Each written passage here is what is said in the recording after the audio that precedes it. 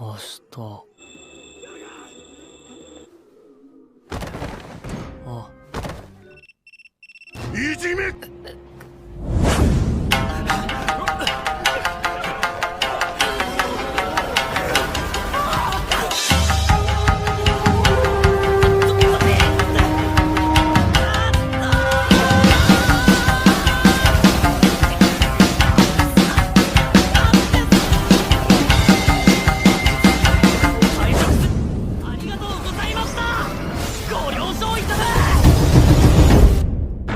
Yo, hello bro, gimana kabarnya? Semoga kalian diberi kesehatan dan rezeki yang melimpah. Kali ini Bang Utra akan menceritakan anime baru lagi di bulan Juli berjudul Jom 100. Kisahnya unik bro, seolah-olah mewakili perasaan gue yang selalu bilang untuk jangan lupa bahagia. Dimana pekerjaan menumpuk, lembur tanpa henti, pulang kerja setelah 2-3 hari. Dan hal ini terjadi pada karakter MC kita di anime ini.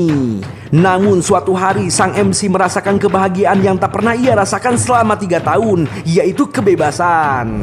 Akan tetapi kebebasan yang ia dapat di mana ketika orang-orang telah menjadi zombie.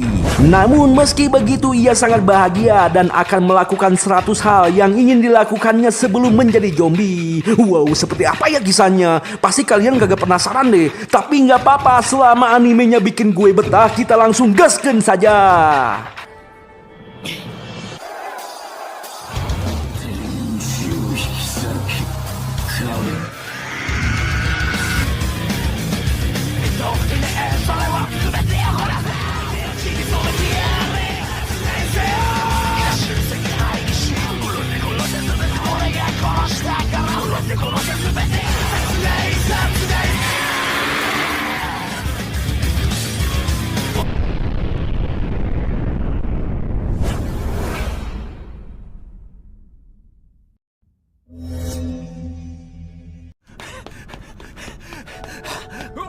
Cerita dibuka dengan memperlihatkan sebuah kota yang hancur, di mana para warga telah menjadi zombie.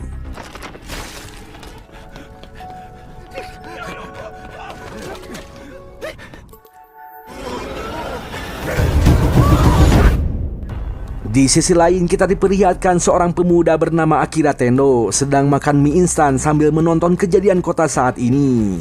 Menurutnya kejadian itu tak seberapa jika dibandingkan dengan kehidupannya yang nampak seperti neraka, yaitu kerja terus bekerja tanpa henti terus bekerja.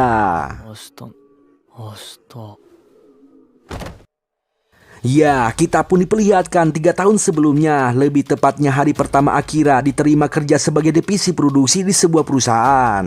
Jelas siapapun akan merasa senang dan bahagia ketika bekerja di suatu perusahaan yang diimpikan. Apalagi pada saat pertama kali kita memakai seragam. Di usianya yang masih muda, Akira sangat berambisi dan akan berjuang keras untuk menjadi yang terbaik. Pak Direktur mengantar Akira sampai ke meja tempatnya bekerja, kemudian dikenalkan pada kepala divisi bernama Kosugi. Namun tiba-tiba Akira tak sengaja bertubrukan dengan cewek yang besar, maksudnya yang cantik jelita.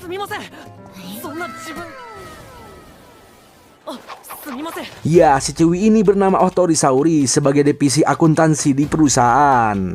Otori memberikan senyum berdamage tinggi, menawarkan bantuan jika dibutuhkan, bahkan memberikan semangat pada Akira. Jelas pertemuan pertamanya ini menghasilkan pandangan pertama yang sangat mencengangkan bagi Akira. Malam harinya Akira makan dan minum di sebuah kedai bersama para senior. Lantas karena ditanya kenapa Akira memiliki tubuh atletis, Akira menjawab bahwa dirinya ikut tim rugby selama kuliah. Jelas para senior terkejut dan merasa senang bisa mendapatkan teman kerja yang akan bisa diandalkan. Lagi-lagi Akira mendapatkan senyum berdamage tinggi dari Otori di meja lain. Berkat hal itu, Akira semakin berkobar akan bekerja keras untuk menunjukkan kekerenannya di perusahaan ini. Namun apa yang terjadi setelah acara makan selesai, semua ekspresi para senior berubah drastis, mengatakan waktunya untuk bekerja lagi. Jelas Akira terheran. Ternyata semua karyawan di perusahaan sangatlah sibuk, kerja lembur terus setiap hari. Jelas Akira syok baru mengetahui akan hal ini, bekerja terus tanpa ada waktu istirahat. Bahkan Akira sampai tidur di mejanya sendiri, dan ketika bangun langsung kerja lagi sampai malam. Akira syok bertanya-tanya kapan aku bisa pulang. Hingga setelah 2 hari kerja, akhirnya Akira bisa pulang ke kosan dan merasakan empuknya sebuah kasur. Esok hari pagi pun tiba. Ketika terbangun, Akira bertanya-tanya berapa hari lagi dirinya bisa pulang ke sini. Seakan-akan membuatnya kena mental, tak ingin berangkat lagi kerja. Namun jiwanya kembali berkobar, menguatkan mentalnya. Kembali bersemangat, takkan mengeluh dan akan bekerja keras lagi hingga terbiasa.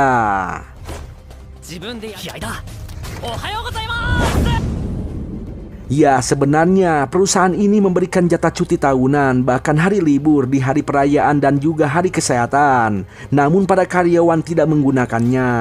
Mereka saling bersaing menjadi pekerja terbaik di perusahaan ini, bahkan saling menyombongkan kerja lembur hingga paling lama 240 jam. Salah satu karyawan yang merasa dapat gaji lebih besar mentraktir Akira minuman segar. Akira sangat senang bisa bekerja sama dengan orang-orang yang bekerja keras. Bahkan Akira kagum dengan kepala divisi yang setiap harinya marah-marah, membuat para karyawan terharu menangis terseduh-seduh. Meski begitu, para karyawan memiliki pikiran untuk selalu menjaga kesehatan, di mana sebelum kencing darah, tubuh masih aman dan akan terus bekerja. Singkat cerita, setelah 2 tahun lamanya, Akira sudah terbiasa dengan kehidupan kantornya, bahkan hingga lupa kapan terakhir dirinya mandi. Kepala divisi datang memberitahu pada Akira bahwa si Acuy telah keluar dari perusahaan. Itu artinya pekerjaannya akan digantikan oleh Akira. Jelas Akira kaget karena dirinya akan lembur lagi tanpa henti. Akira bergumam di dalam hati, bertanya-tanya kapan rudal akan datang menimpa perusahaan ini. Meski begitu, semangatnya kembali datang ketika senyum manis dari Ohtori menyapa bahkan memberi perhatian untuk tidak lupa sarapan. Ya, inilah alasan Akira tetap waras di perusahaan ini, karena dirinya diam-diam menyukai Ohtori. Namun perlu diketahui, Ohtori di sini merupakan ciwi simpanan Pak Direktur. Sungguh betapa sakitnya hati Akira saat pertama kali mengetahui hal ini.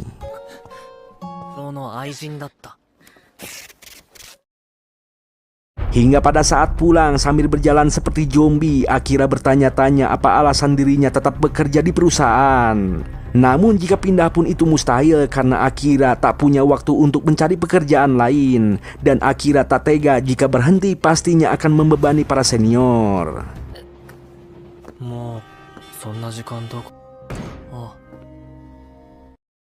Singkat cerita, di tahun ketiga Akira tak bisa membantah keinginan atasan yang meminta mengubah naskah yang sudah dikerjakan, bahkan sudah direvisi sebanyak 5 kali.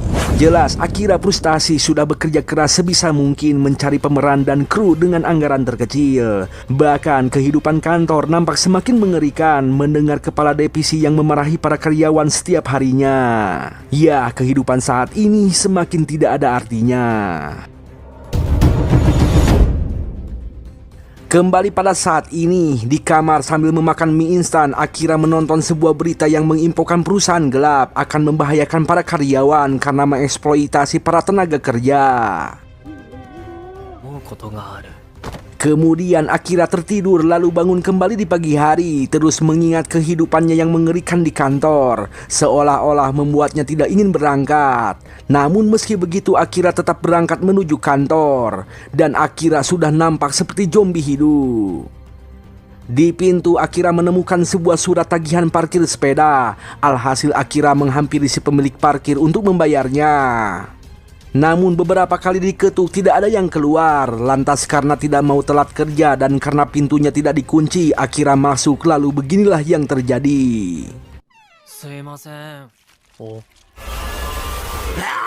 Ya, si pemilik parkir sepeda telah menjadi zombie. Alhasil Akira pun melarikan diri karena tak mau kena gigit. Namun apa yang terjadi, seluruh penghuni apartemen telah menjadi zombie. Akira bertanya-tanya apa yang sedang terjadi, kenapa semua orang menjadi zombie. Akira berlari sambil memikirkan kalau begini dirinya bisa telat masuk kerja. Setelah sampai di atap apartemen, Akira baru sadar bukankah saat ini adalah hal yang diinginkannya, di mana Akira mulai saat ini tak perlu lagi berangkat kerja.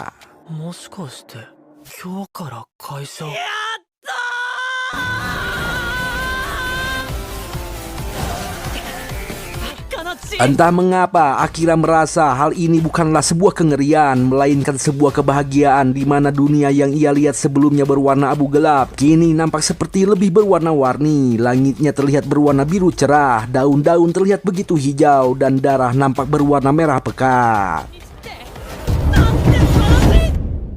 Di suatu tempat aman di mana para zombie tak bisa menggapai Akira, Akira berbaring sambil memandangi langit cerah yang biru. Bertanya-tanya enaknya ngapain ya hari ini. Akira sangat bersemangat karena begitu banyak yang akan ia lakukan sesuai keinginannya. Namun ketika mengingat sosok Otori yang ia cintai pada pandangan pertama, Akira akan melakukan hal pertama yang ia inginkan hari ini, yaitu menyatakan perasaannya pada Otori. Akira tak peduli walau Otori merupakan ciwi simpanan, yang terpenting saat ini ia harus menyatakan perasaan yang terpendam selama 3 tahun. Karena daripada menyesal mending dimakan sama zombie.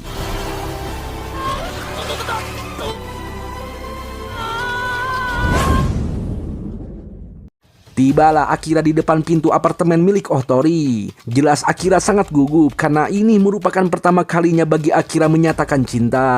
Meski begitu, Akira tetap berani karena ingin melihat keselamatan Otori. Namun apa yang terjadi, lagi-lagi tak ada yang keluar setelah menekan bel. Lantas karena pintunya tidak dikunci, Akira masuk dan beginilah yang terjadi.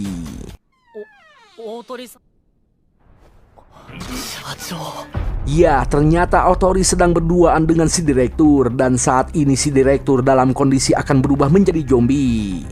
Gue paham betul bagaimana perasaan si Akira saat ini. Namun dalam kesempatan ini Akira membludalkan unek-uneknya, di mana Pak Direktur terlalu kejam memberikan jam pekerjaan di luar nalar hingga membuat Akari merasa telah melupakan kehidupan manusia yang layak. Maka dari itu saat ini Akira meminta izin untuk mengundurkan diri dari perusahaan. Kemudian Akira mendorong Pak Direktur yang telah menjadi zombie hingga keluar jendela.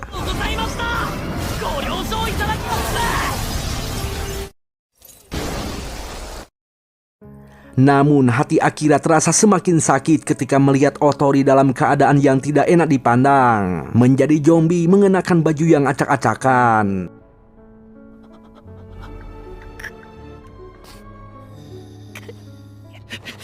Meski begitu, Akira tetap bangkit sambil menahan rasa sakit di dada, menyatakan cinta pada pandangan pertama yang terpendam selama 3 tahun lamanya.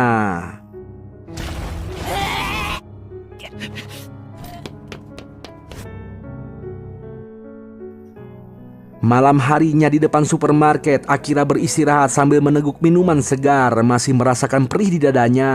Saat ini Akira serasa sedang bermimpi karena tak perlu lagi berangkat kerja. Maka dari itu Akira kembali move on, akan melakukan hal apapun di sisa hidupnya, yang entah sampai kapan akan hidup. Sontak Akira masuk ke dalam supermarket lalu mengambil sebuah pena dan sebuah buku catatan untuk membuat sebuah daftar 100 hal yang akan ia lakukan sebelum menjadi zombie. Ya, inilah Jom 100.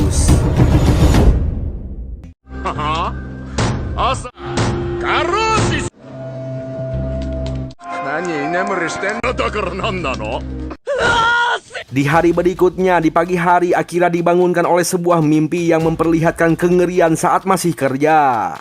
Tak lama Akira tersadar bahwa hari ini sudah berbeda, di mana Akira tidak perlu lagi berangkat kerja. Akira menganggap hari ini sebagai jatah libur selama 3 tahun lamanya setelah bekerja Rodi bagaikan zombie.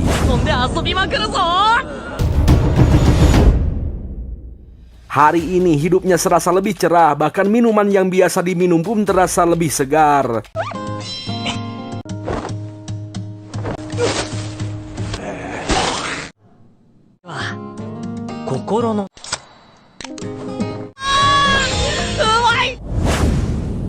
Memang benar sih, saat ini dunia sedang kacau di mana para warga telah menjadi zombie. Namun menurut Akira, jika saat ini bukan disebut kebahagiaan, lantas mau disebut apa? Akan tetapi menurut orang lain hal ini sangat mengerikan, membuat mereka terpanik karena kengerian para zombie. Bahkan saluran internet dan telepon telah dimatikan di mana orang-orang tak bisa menghubungi pemerintah untuk meminta bantuan.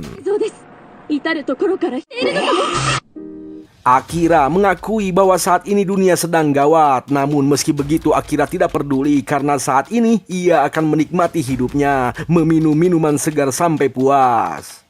Akan tetapi stok minuman di dalam kulkas telah habis. Jelas Akira terpanik.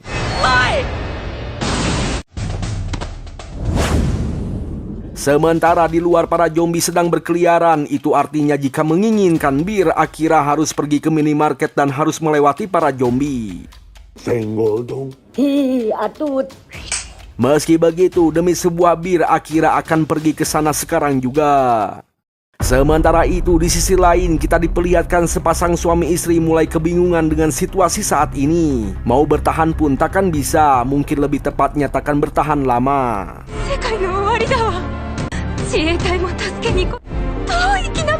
Tiba-tiba si bapak ini terkaget ketika melihat Akira menggantung di paralon. Sontak si bapak menyuruh Akira untuk masuk karena di bawah sana banyak zombie yang berkeliaran. Namun Akira menolaknya karena Akira ada keperluan di luar sana, lebih tepatnya pergi ke toko minimarket. Jelas si bapak ini dan istrinya terheran kok lagi genting-gentingnya kini masih tetap santuy ya. Alhasil mereka pun saling berkenalan, di mana si bapak ini bernama Kosaka. Akira sangat senang masih punya tetangga yang masih selamat. Lantas Akira menawarkan jika ingin menitip sesuatu, Akira akan membawakannya. Kemudian Akira pun pergi. Terlihat para zombie semakin banyak berkerumun mengejar Akira. Namun Akira tetap semangat, karena jika tidak meminum bir, mending dimakan zombie saja. Tak lama Akira sampai di sebuah minimarket. Terlihat ada sebuah kamera mengawasi Akira yang baru datang. Namun Akira tidak menyadarinya. Kemudian ketika akan mengambil bir, Akira terkaget karena ada seorang ciwi.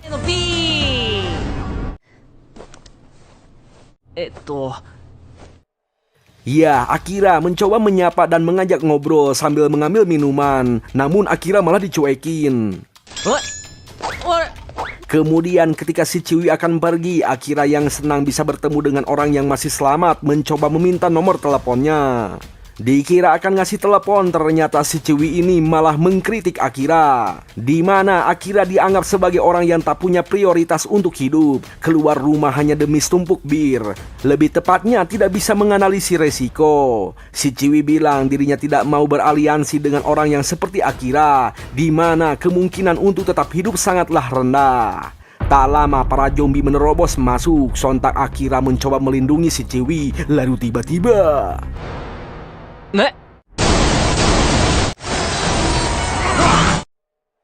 ya, dengan sigap si Ciwi balik menyelamatkan Akira dari sebuah truk yang lagi oleng. Sontak Akira terbengong dan setelah sadar si Ciwi sudah pergi duluan.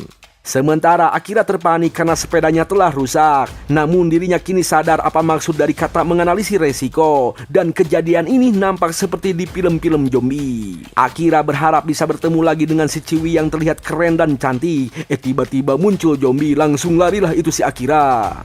Lantas ketika melihat sebuah motor, Akira menggunakannya. Menurut Akira, kini sepedanya sudah berevolusi menjadi motor. Sontak Akira berpikiran bahwa motornya itu bisa berevolusi lagi menjadi yang lebih mencuaukan lagi, karena banyak kendaraan yang tergeletak berikut dengan kuncinya. Alhasil kini Akira mendapati sebuah motor Harley yang sangat keren.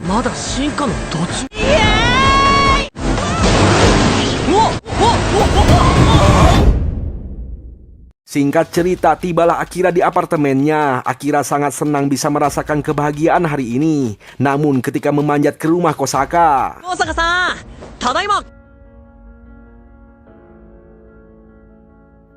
ya, sungguh tadi sangka rumah Kosaka telah dibobol oleh para zombie.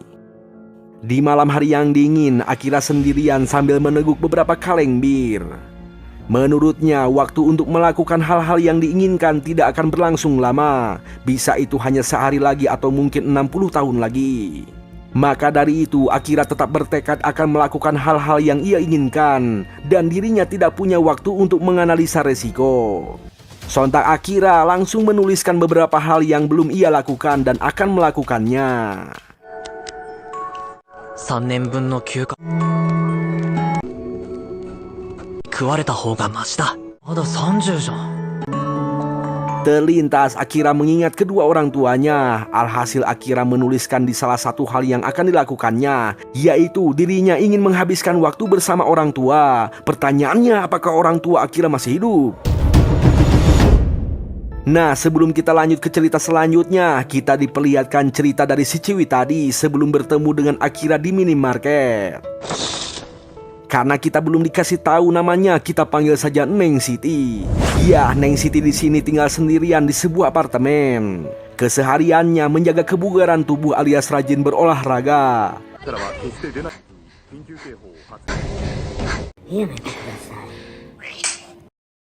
Neng Siti mencoba menghubungi pusat di Los Angeles, namun tidak bisa karena saat ini seluruh koneksi jaringan internet telah terputus.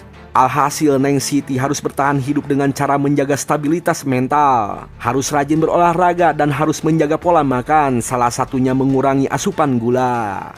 有酸素運動の食料と水の確保で Neng Siti di sini mengoleksi film-film zombie, bahkan ditonton setiap hari karena menurutnya film zombie bisa menjadi salah satu referensi cara untuk bertahan hidup. Keseharian Neng Siti menganalisa para zombie dari kejauhan menggunakan teropong. Data yang ia temukan saat ini, para zombie memiliki dua tipe, yaitu tipe berjalan dan tipe berlari. Tipe berjalan masih bisa dibilang cukup aman untuk dihindari, namun untuk zombie tipe berlari sangatlah berbahaya. Dan untuk meningkatkan kesempatan bertahan hidup, Neng Siti membutuhkan data yang lebih lengkap. Maka dari itu, saat ini Neng Siti akan keluar ke tempat paling aman, yaitu minimarket, untuk menganalisa zombie lebih dekat dan sekalian membawa kebutuhan yang dibutuhkan. Namun ketika akan mengambil manisan, Neng Siti menahannya dan tidak jadi mengambilnya. Tak lama Neng Siti melihat kameranya memperlihatkan Akira yang datang. Akira yang belum tertular dinyatakan aman, namun karena kehadiran Akira menarik para zombie berdatangan ke tempat ini. Neng Siti di sini terheran kenapa orang seperti Akira yang kerjaannya rebahan menghabiskan waktu demi mencari bir masih bertahan hidup. Neng Siti langsung bergegas keluar karena para zombie sudah mulai mendekat. Namun tiba-tiba dirinya mendengar sebuah klakson dari kejauhan. Setelah dilihat lewat kameranya, ternyata ada sopir oleng yang telah menjadi zombie. 暴走してる Lantas ketika sedang merencanakan cara untuk kabur, Akira yang bodoh mencoba melindungi. Sontak Neng Siti langsung menarik Akira. Kemudian Neng Siti bergegas pulang. Ketika sampai di apartemen, Neng Siti cukup senang mendapatkan data-data baru perihal zombie. Namun setelah melihat wajah Akira yang tetap santuy dan bahagia, Neng Siti bertanya-tanya, kok ada orang yang segirang itu hanya demi bir di situasi yang kacau ini. Alhasil setelah dipikir-pikir, dirinya menyesal tidak mengambil manisan di minimarket tadi hanya karena demi mengurangi kadar gula. Ya, itulah salah satu catatan milik Neng Siti, di mana Neng Siti akan membuat 100 hal yang harus dilakukan supaya tidak menjadi zombie. Berbeda dengan Akira yang akan melakukan 100 hal yang diinginkan sebelum menjadi zombie.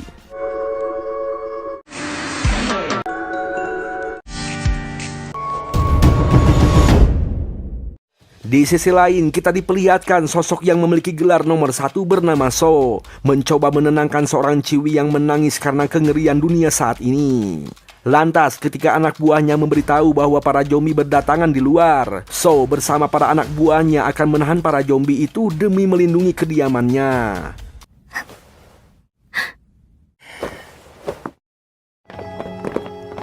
Ikuzo.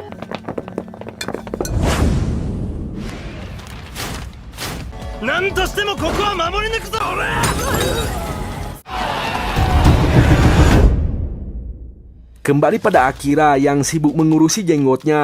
Karena sudah tidak bekerja, Akira berusaha menumbuhkannya. Dan sebagai percobaan, Akira mencoba membuat jenggot menggunakan spidol. Tapi karena dirasa tidak cocok, Akira kagak jadi menumbuhkan jenggotnya, langsung dikurut. Ya, hal tersebut adalah salah satu dari 100 keinginan Akira. Sungguh absurd. Tak lama, tiba-tiba Akira terkaget melihat pesan masuk di ponselnya. Itu artinya kini jaringan internet telah tersedia kembali. Saking senangnya, Akira menghabiskan waktu membaca chat yang dulu belum sempat ia baca ketika masih jadi zombie hidup selama 3 tahun. Ya, meski jaringan internet tersedia kembali, akan tetapi penggunanya kini semakin sedikit. Itu karena sebagian orang telah menjadi zombie dan entah ada berapa orang yang masih selamat. Saat ini Akira merasa menyesal karena dulu ia tidak bisa merasakan kebersamaan dengan temannya karena terlalu sibuk bekerja tanpa henti. Lantas Akira teringat teman sejatinya yang bernama Kencho. Kemudian Akira mencoba menelponnya, siapa tahu masih hidup gitu. Di sisi lain, kita pun diperlihatkan situasi Kencho yang merupakan teman sejati Akira. Ternyata Kencho masih hidup di sebuah hotel. Namun saat ini seluruh penghuni hotel telah menjadi zombie dan Kencho terjebak di suatu kamar bersama telah menjadi zombie.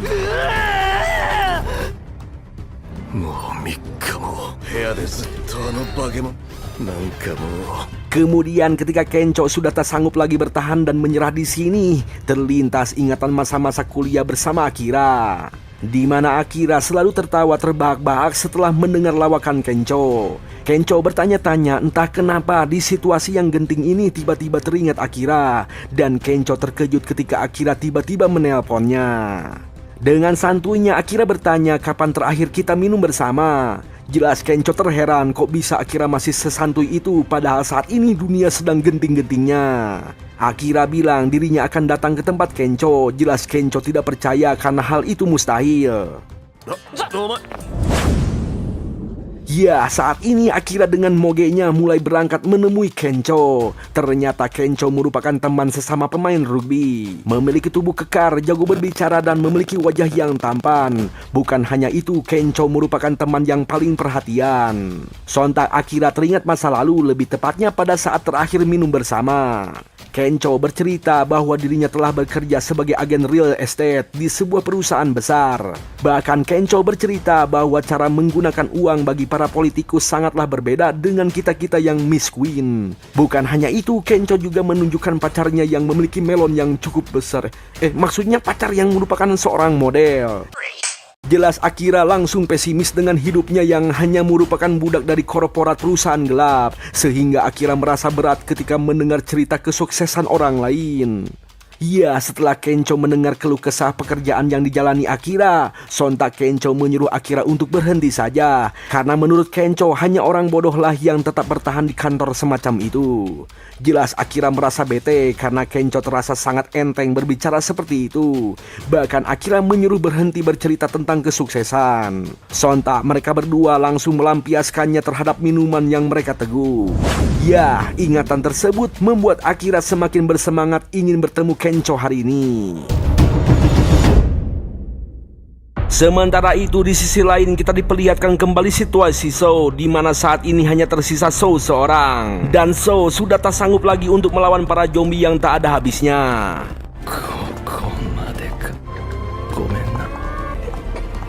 Namun tiba-tiba terdengar suara alarm membuat para zombie berhenti menyerang. Bahkan para zombie bubar lalu pergi menghampiri suara alarm tersebut. Alhasil kini Sou berhasil selamat.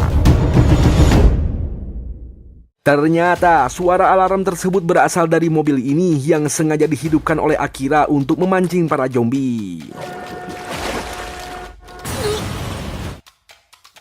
Di sisi lain lagi, Kencho terheran kenapa para zombie pada pergi setelah mendengar suara alarm. Lantas Kencho memeriksa keluar kamar.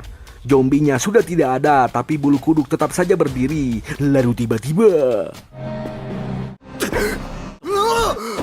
Ya, dikira zombie ternyata Akira. Jelas Kencho terheran, namun yang lebih diherankan lagi, Akira tiba-tiba menangis mengatakan bahwa semua perkataan Kencho adalah benar. Di mana seharusnya Akira berhenti kerja di perusahaan gelap dari dulu. Akira menyesal karena telah melampiaskan kekesalan terhadap Kencho dan tidak mau mendengarkan saran dari Kencho, bahkan telah iri terhadap kesuksesan Kencho. Sebagai seorang teman, Akira benar-benar meminta maaf. Lalu ketika Kencho akan menceritakan sesuatu, tiba-tiba para zombie datang. Alhasil mereka berdua berlari ke atap gedung. Ya, untuk sementara waktu mereka berdua bisa aman karena pintunya diganjalku mesin AC. Namun itu takkan bertahan lama. Jelas lagi-lagi Kencho merasa frustasi karena saat ini tidak ada peluang untuk selamat.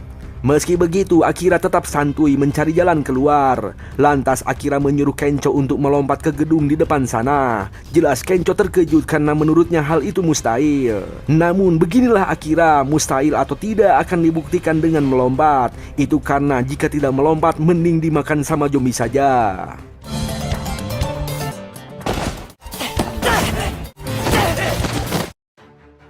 Ya, meski Akira sedikit terluka, tapi dirinya telah berhasil selamat. Dan dengan penuh semangat Akira menyuruh Kencho untuk melompat. Namun apa yang terjadi, Kencho yang tak punya nyali memilih diam di gedung tersebut. Lantas Kencho meminta maaf karena tidak bisa melakukan hal yang sama dengan Akira. Dan untuk yang terakhir kalinya, Kencho berkata jujur bahwa semua cerita yang pernah diceritakan pada Akira dulu tidak seperti kenyataannya. Di mana Kencho sebenarnya tidak menikmati alias tidak bahagia dengan pekerjaan yang ia jalani selama ini. Setiap harinya Kencho harus pasang senyum palsu demi membodohi para pelanggan. Dan kehidupan enak yang ia dapatkan tidak membuatnya bahagia. Intinya semua cerita yang diceritakan dulu hanyalah untuk pamer demi menutupi semua kekosongannya alias pura-pura bahagia di depan Akira. Sebagai teman sejati, Kencho benar-benar meminta maaf pada Akira. Lantas Kencho berteriak sambil menangis menyebutkan keinginan yang sebenarnya, yaitu menjadi seorang komedian. Sontak Akira menyuruh Kencho untuk berhenti kerja sekarang juga, lalu kejar cita-citamu mulai saat ini. Ya, itulah saran dari Akira yang merupakan teman sejati. Lantas Akira menyuruh Kencho untuk melompat selawak mungkin jika ingin menjadi komedian. Alhasil Kencho kini mulai memiliki nyali dan akan melompat dengan cara selawak mungkin.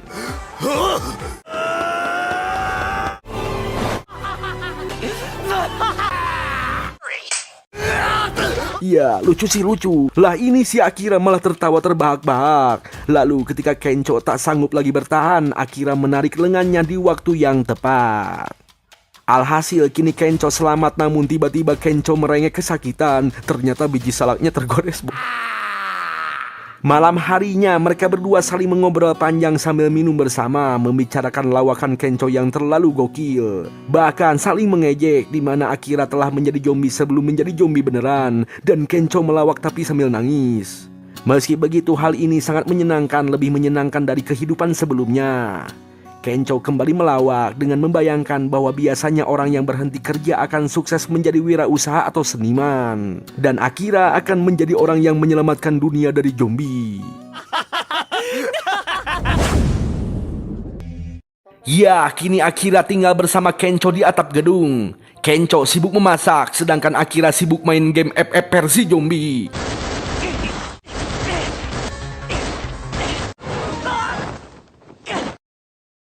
Menurut Akira, suasananya saat ini nampak seperti sedang piknik, dan masakan Kencho sangat nikmat sekali, seperti masakan koki berkelas. Ya, Akira di sini beranggapan bahwa Kencho serba bisa, pantas saja bisa populer. Sontak Kencho langsung menyindir bahwa cowok memasak itu sudah biasa, pantas saja Akira kagak laku di hadapan para ciwi. Langsung kenoklah itu si Akira. Lantas Akira berjanji akan mendapatkan seorang ciwi hari ini. Ingat, hari ini. Jelas Kencho langsung mengecek ke bawah gedung.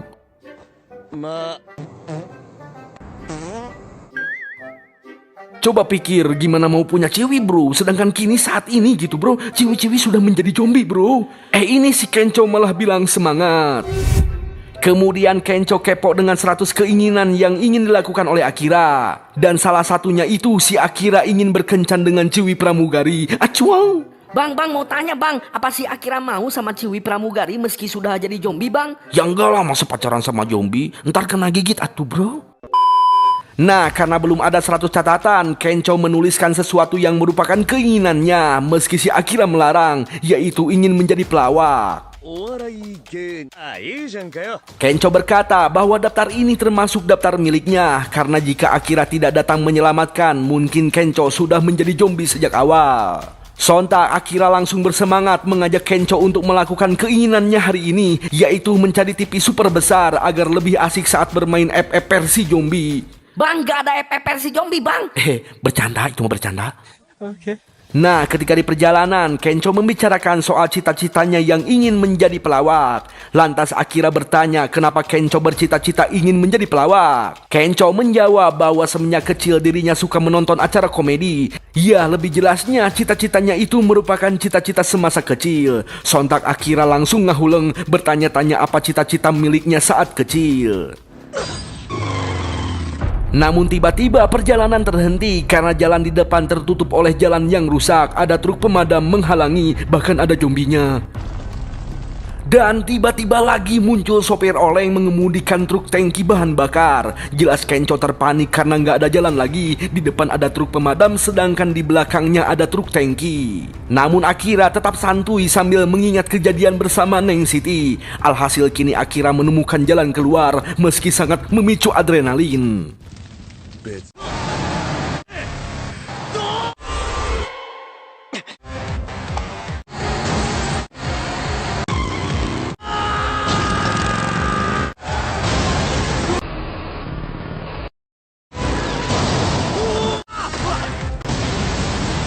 Ya, meski agak soak, Kencho mencoba menikmatinya, namun tetap saja soak karena di depan sana banyak zombie. Sontak, Akira mengajak Kencho untuk kabur memasuki sebuah toko yang hampir saja tertutup.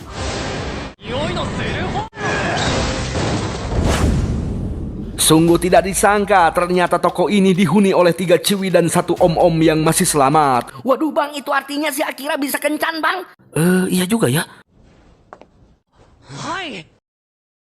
Namun mereka nampak judes sekali, itu karena mereka semua sangat ketakutan dengan situasi saat ini. Terjebak dan tak bisa keluar sebab telah terkepung para zombie. Kencho, sang penakluk hati para ciwi, mencoba menenangkan dan memberitahu bahwa tempat ini sangatlah aman. Bahkan tersedia berbagai macam konsumsi karena tempat ini merupakan swalayan. Alhasil para ciwi pun mulai mencoba tenang mengambil konsumsi yang dibutuhkan. Salah satunya Amer, sedangkan Akira seperti biasa cuman bir. Lantas mereka mukbang bareng. Sontak Akira berpikiran bahwa situasi saat ini nampak seperti sedang berkencan buta. Bang, kencan buta apa bang? Duh, kencan buta ya? Kencan buta apa ya? Kencan artinya main sama pacar. Kalau buta tuh kagak bisa ngelihat. Berarti artinya kencan buta adalah main pacaran tanpa melihat. Yang bener lah bang, masa gitu artinya bang? Ya nggak tahu atuh bro, gue nggak pernah kencan buta bro. Malah curhat. Sat. Nah, di sini mereka semua saling memperkenalkan diri karena seperti pepatah, kalau nggak kenal maka nggak sayang. Acuang. Nah, si ciwi yang lemah lembut dan pemalu ini bernama Yukari, yang berambut pendek bernama Maki, dan ciwi yang agak frontal ini bernama Reika. Bang, gue pilih Yukari bang. Loh kok sama? Lanjut.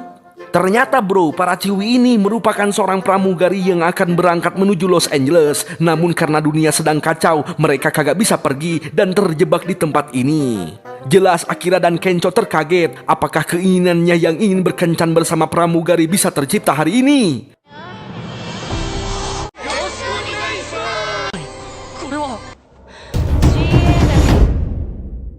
Tapi para zombie gegedor di luar. Alhasil para ciwi langsung ketakutan. Namun tidak bagi Reika yang sudah terefek cairan alkohol. Sementara Akira terpanik, tak tahu apa yang harus dilakukannya karena dirinya tak mau melepaskan kesempatan emas ini yang ingin berkencan dengan seorang pramugari. Akira mencoba memberanikan diri bertanya pada Yukari, apakah kamu sudah punya pacar? Jelas Yukari bete karena situasinya saat ini sedang genting. Langsung keringat dinginlah itu si Akira, terpanik karena salah pilih topik pembicaraan. Tapi lihat ini si Kencho bro, dengan mudahnya akrab dengan Maki. Langsung terkenoklah itu si Akira, sang jomblo sejati. Namun dengan tekad dan keberanian yang ia miliki, Akira mencoba caper menunjukkan sesuatu yang di luar nalar agar dianggap hebat. Ya, jelas semuanya terheran. Tapi Neng Reika malah senang dan bangga melihat keedanan Akira. Sepertinya mereka cocok deh. Sontak Kencho yang tak mau kalah mulai melawak.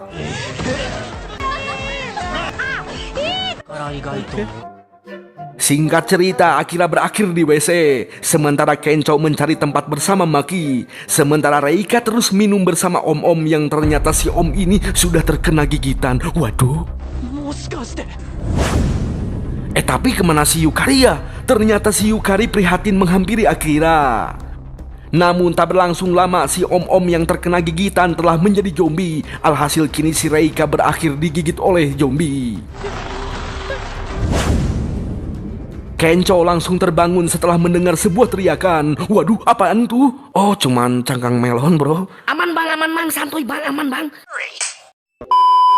Lanjut, di sini Akira terlihat malu karena seperti dianggap tidak normal perihal kelakuannya yang tadi. Namun di sini Yukari menjawab pertanyaan Akira soal pacar. Ya, ternyata Yukari di sini memang sudah punya pacar. Namun saat ini dirinya telah kehilangan kontak pacarnya. Langsung nangislah itu si Akira karena merasa seperti telah mendapatkan kesempatan. Di sisi lain, Kenco dan Maki mencoba memeriksa keadaan Reika dan beginilah yang terjadi. Ya, untungnya Kenco berhasil selamat setelah menumbangkan Reika yang sudah menjadi zombie. Namun sayang saat ini Maki sudah tiada karena telah terkena gigitan. Kembali pada Akira dan Yukari. Yukari curhat mengenai pekerjaan yang ia jalani, di mana dunia penerbangan sangat menguras stamina dan mental. Meski begitu, menurut Yukari, pekerjaannya saat ini merupakan pekerjaan mulia, yaitu menjaga nyawa para penumpang. Namun Yukari pernah kena marah ketika pesawat telah terbang, dan orang itu berkata pada Yukari bahwa Yukari hanyalah seorang pelayan di atas langit. Hal tersebut membuat Yukari kehilangan motivasi dalam bekerja. Namun sejujurnya Yukari sangat menyukai pekerjaan itu, dan Yukari mengakui bahwa semua ini akibat kesalahannya. Lantas Akira bercerita bahwa dirinya terjebak bekerja di sebuah perusahaan gelap dan saat ini dirinya sudah berhenti dalam pekerjaan tersebut. Akira di sini menyadari sesuatu, bahwa hal yang dikejar-kejar oleh orang lain hanyalah sebatas mengekor dengan keinginan orang lain alias ditunjuk-tunjuk.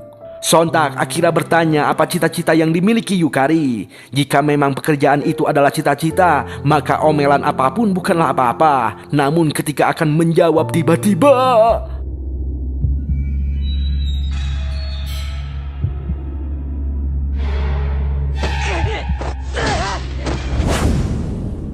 ya, meski si zombie telah dihantam, namun saat ini Yukari telah terkena gigitan. Itu artinya tidak ada lagi harapan bagi Yukari untuk tetap hidup. Jelas Akira sangat sedih, baru saja bertukar cerita malah endingnya seperti ini. Dan di sini Yukari baru mengingat sesuatu, di mana ketika mengusap punggung Akira, hal tersebut mengingatkan Yukari pada waktu kecil, di mana ada mbak-mbak pramugari melakukan hal yang sama ketika Yukari sedang mabuk pesawat. Dan hal tersebut membuatnya bercita-cita ingin menjadi pramugari seperti dia.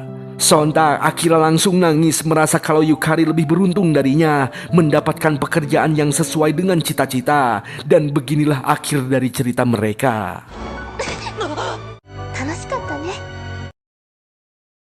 Ketika Akira berlari bertemu dengan Kenco yang sedang menggusur sebuah TV super besar, Akira yang tadinya sangat sedih kini merasa terhibur dan pergi dari sini sambil membawa TV super besar menggunakan motor. Ketika di atap gedung, seperti biasa Kenco bagian masak sambil mengatakan bahwa dirinya trauma terhadap Ciwi Pramugari. Sementara Akira memainkan game zombie menggunakan TV super besar. Ya, meski keinginannya sudah tercapai, namun kesedihan tetap terasa menempel di hati. Meski begitu, berkat semua kejadian yang telah terjadi, Akira menginginkan satu hal yang baru, yaitu mengingat cita-cita masa kecilnya.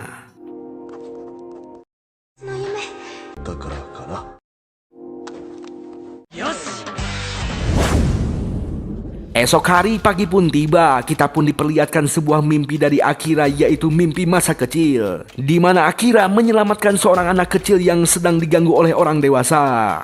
Ya, inilah cita-cita Akira semasa kecil, menjadi seorang pahlawan keadilan. Tak lama Akira pun terbangun.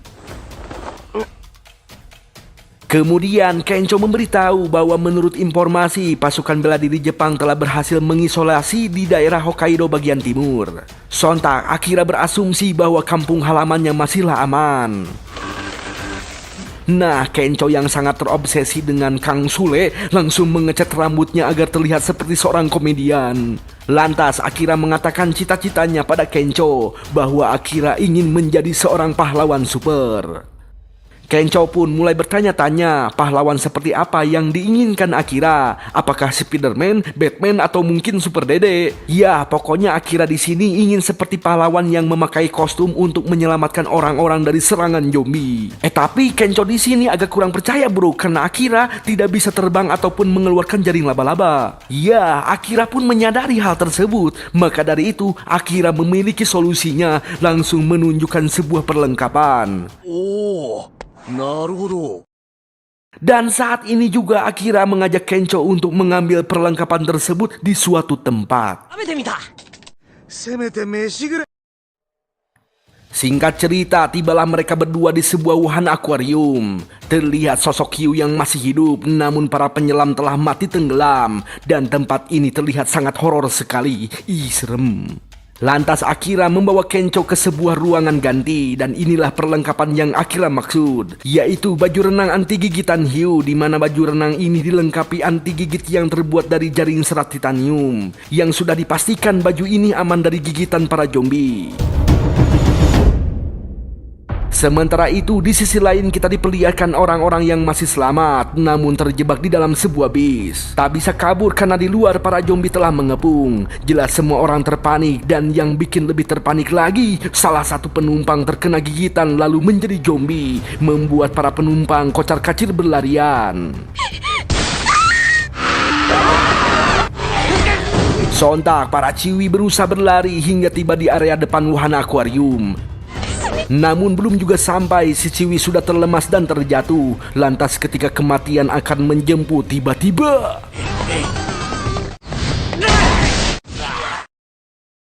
ya, Akira datang menyelamatkan menggunakan sebuah kostum yang nampak seperti superhero.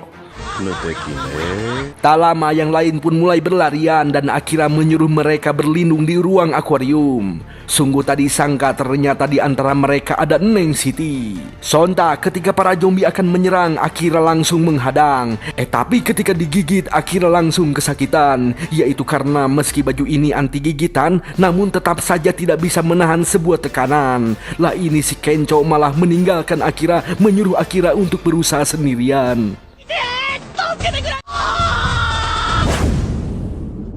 Tak lama Akira berhasil melempar para zombie ke sungai. Ya, Akira di sini tidak takut dengan zombie, namun dirinya merasa malu di hadapan Neng City. Singkat cerita, Akira kembali ke dalam ruang akuarium. Terlihat si ciwi ini menangis histeris mengingat dirinya yang hampir mati. Sontak ketika melihat Neng City, Akira langsung terbengong. Lantas Kencho menyuruh Akira untuk menyapa Neng City. Ya, terlihat Neng City di sini sedang mengidentifikasi ruang akuarium ini. Tak lama Akira pun mulai menyapa, mencoba mengingatkan Neng City bahwa dirinya telah bertemu di sebuah minimarket. Akira memperkenalkan diri, dan lagi-lagi Akira meminta nomor kontak Neng City karena pertemuan ini nampak seperti sebuah takdir. Namun sayang, lagi-lagi Neng City tidak mau memberikan nomor kontaknya. Itu karena dalam ilmu psikologi, Akira nampak seperti orang yang tidak percaya diri, meniru perilaku dan pakaian yang diidolakannya. Lebih tepatnya, orang yang tidak bernilai di mata masyarakat biasanya berkeinginan menjadi seorang pahlawan. Jelas Akira langsung terkenok malu. Bahkan Kencho pun ikut kesal menceramahi Neng City. Ya, menurut Neng City hasil saat ini memanglah positif, berhasil menyelamatkan orang-orang. Namun perlu diketahui, tindakan Akira nampak seperti hanya sedang ingin memuaskan diri saja. Di mana Akira terlalu tergesa-gesa dan gegabah tanpa mempertimbangkan resiko keselamatan orang-orang terdekat. Ya, pokoknya ceramah Neng City pun terus berlanjut hingga jamuran. Meski begitu, Akira menyadari satu hal, bahwa keinginannya yang ingin menjadi pahlawan telah melibatkan Kencho ke dalam bahaya. Lantas Akira bertanya-tanya apa arti pahlawan yang sebenarnya. Tak berlangsung lama, tiba-tiba gedung bergetar. Tanpa berpikir panjang, Akira mulai bergegas dan mengajak Kencho untuk mengecek. Dan sungguh tidak disangka ternyata getaran tersebut akibat dari sosok Hugh yang bisa berjalan.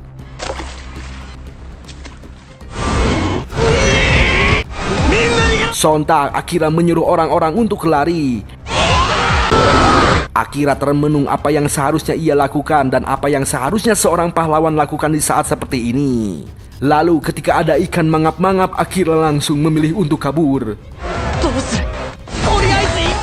Ketika berlari, Kenco terus bertanya-tanya kenapa ada hiu bisa lari. Kan aneh, menurut Neng Siti, kaki tersebut adalah para zombie yang telah dimakan. Dan ketika tiba di ruangan atas, mereka disambut oleh para zombie. Namun tak berlangsung lama, si hiu melalui jalan pintas menubruk semua zombie. Di saat itulah Akira dan Neng Siti menyuruh orang-orang untuk lari ke ruangan yang ditunjukkan. Namun karena ada Ciwi yang stres akibat kejadian ini, menarik Neng Siti hingga tersungkur.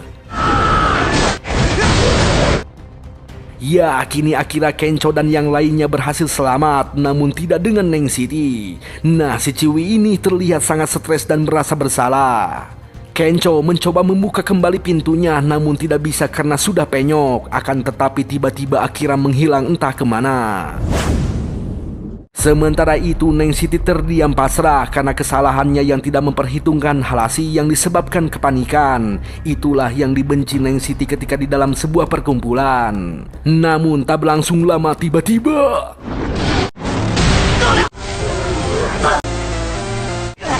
ya, Akira datang menyelamatkan Neng Siti. Jelas Neng Siti bilang bahwa Akira tidaklah waras. Sontak Akira kesal menyuruh untuk tidak membahas hal itu karena menurut Akira orang yang lapar pastinya akan makan. Jika ada Ciwi cantik pastinya ingin akrab dengannya, dan jika ada yang membutuhkan bantuan di hadapan Akira, Akira pasti ingin menyelamatkannya. Lantas Akira bertanya apakah tindakan tersebut memerlukan alasan. Ya, Neng Siti bergumam di dalam hati bahwa ketika mati semuanya telah usai. Namun di sini Neng Siti terheran kenapa Akira tidak takut sama sekali untuk melakukan hal yang diinginkannya. Neng Siti mencoba bangkit karena dirinya tahu bahwa Akira pastinya tidak memiliki sebuah rencana.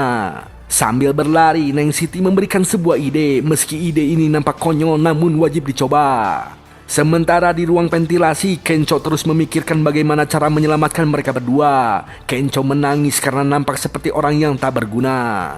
Nah, di sini rencananya Akira akan mengalihkan si hiu, sementara Neng Siti mencari sebuah peralatan untuk mengalahkan si hiu. Di mana pada umumnya pada tengkorak kepala hiu ada organ yang dapat merasakan perbedaan potensial listrik hingga 1/1000 volt. Di mana organ tersebut dapat merasakan arus listrik meski lemah. Saat ini Neng Siti menemukan sebuah senter lalu mengambil baterainya. Sementara itu Akira terkena hantaman dan jatuh tidak berdaya. Ketika Akira tak sanggup berdiri, Kenco berusaha mengalihkan perhatian si hiu. Kok caranya seperti itu ya?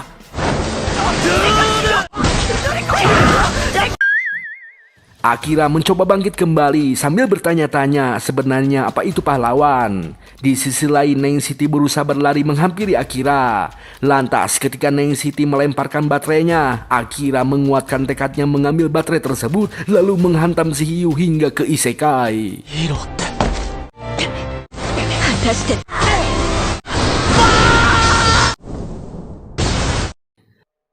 Ya, meski Neng Siti dan Akira ragu, namun kenyataannya semua itu berhasil menumbangkan si hiu. Akira dan Kenco di sini sangatlah senang, bukan karena selamat, melainkan karena Akira nampak seperti superhero beneran. Sementara Neng Siti bergumam mengomentari nama pukulan yang disebut Akira nampak payah. Ya, singkat cerita, kini Akira dan Kenco akan pulang ke rumah. Kenco di sini sempat kesal pada orang-orang yang selamat pergi tanpa pamitan. Padahal di sini Akira telah menjadi seorang pahlawan. Akira hanya menjawab itu tidaklah apa-apa karena pahlawan tidak mengharapkan imbalan. Lalu karena ditanya, Neng Siti menjawab bahwa dirinya tidak mengikuti mereka karena sangat membenci sebuah kelompok. Lantas Kenco menyebut Neng Siti nampak cocok dengan Akira. Sontak Neng Siti bilang tidak mau, langsung terkenok malulah itu si Akira. Lantas Kenco memberikan semangat, jangan ciut karena ketika ditolak di saat itulah Akira harus beraksi. Acuau! Kemudian Neng Siti memberitahu bahwa dirinya memiliki prioritas untuk sebisa mungkin agar tidak menjadi zombie. Itu artinya tujuan Neng Siti bertolak belakang dengan Akira dan Kenco. Dan tindakan Akira yang menyelamatkan orang asing telah membahayakan temannya yaitu Kenco. Neng Siti berasumsi jika dirinya terus bersama Akira dan Kenco, meski banyak nyawa itu takkan cukup. Sontak Akira memotong pembicaraan, mengatakan bahwa meski tidak menjadi pahlawan pun, Akira akan tetap menyelamatkan Neng Siti yang sudah dianggap sebagai orang yang berharga. Sontak Neng Siti langsung tersipu malu dan salting. Lantas ketika akan berpisah, Akira bertanya mau kemana Neng Siti setelah ini. Neng Siti menjawab bahwa dirinya akan mencari tempat aman dengan jangka panjang, namun sepertinya itu mustahil. Kemudian Neng Siti akhirnya memberikan kontak pada Akira karena menurutnya bertukar kontak tidak akan merugikan. Dan akhirnya kita diberitahu bahwa Neng Siti bernama Tukiem, maksudnya bernama Shizuka Mikazuki. Ya, Akira berharap dirinya bisa bertemu kembali dengan Shizuka suatu saat nanti. Karena saat ini Akira dan Kencho akan pergi ke kampung halaman Akira di wilayah Kento yaitu Gunma. Ya, sebelum pergi ke kota Gunma, Akira dan Kencho melakukan hal yang paling diinginkannya, yaitu memakai sebuah jam mahal seharga ratusan juta.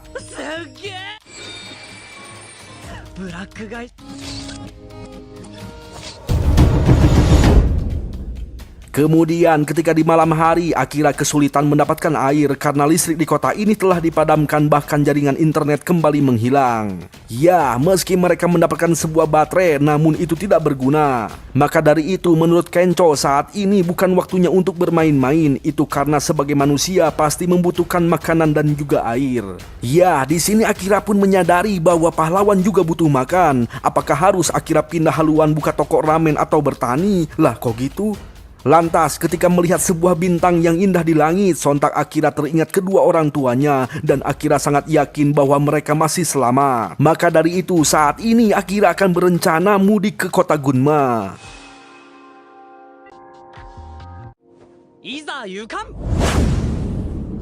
Esok hari pagi pun tiba, Kencho sudah siap berangkat dengan semua perlengkapan yang sangat komplit sekali. Lah ini si Akira cuman bawa beberapa barang saja, dan yang paling diherankan di sini Akira membawa sebuah pistol air mainan.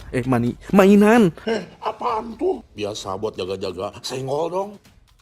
Nah, sebelum pergi Akira mengucap selamat tinggal pada kamar yang selalu menjadi tempat untuk menggalau. Setelah itu mereka pun berangkat. Di sini Akira berencana akan mencari sebuah mobil yang dilengkapi kamar mewah, dapur mewah, dan yang pasti harus ada WC-nya. Ya, singkat cerita Akira dan Kencho telah tiba di sebuah showroom mobil camping. Sungguh alangkah terkejutnya Akira ketika bertemu kembali dengan Shizuka. Ya, si Akira di sini menganggap bahwa pertemuan ini adalah sebuah takdir. Tapi lagi-lagi Shizuka menolak untuk bergabung. Ya, meski tujuannya sama, Shizuka tetap tidak mau bertindak bersama orang-orang yang tidak menguntungkan baginya. Waduh. Kencho pun mulai menyindir bahwa mengendarai mobil harus memiliki SIM. Jelas Shizuka tidak masalah dengan hal itu karena dunia ini yang sudah dipenuhi zombie takkan mungkin ada razia di jalan. Akan tetapi Shizuka terkenok karena dirinya tidak bisa menyetir. Nah, ayo mau gimana? Udah gabung saja biar seru atuh ih.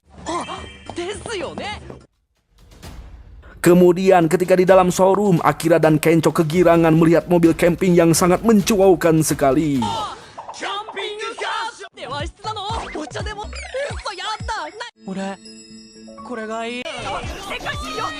Sementara itu Shizuka mencari sebuah mobil yang memiliki kecepatan dan tenaga yang besar. Ketemulah mobil ini. Tapi si Akira komplain karena mobil tersebut tidak memiliki aura camping yang sesungguhnya. Jelas Shizuka kesel dengan kelakuan si Akira yang tidak memperhitungkan keselamatan di jalan yang dipenuhi zombie. Tapi ketika melirik ke belakang, ya, mata tidak bisa dibohongi karena sesungguhnya Shizuka menyukai mobil klasik yang dilengkapi interior sekelas bintang 5 dengan desain yang minimalis. Malulah itu si Shizuka. Tiba-tiba para zombie berdatangan. Jelas mereka semua terpanik, langsung bergegas menaiki mobil yang random.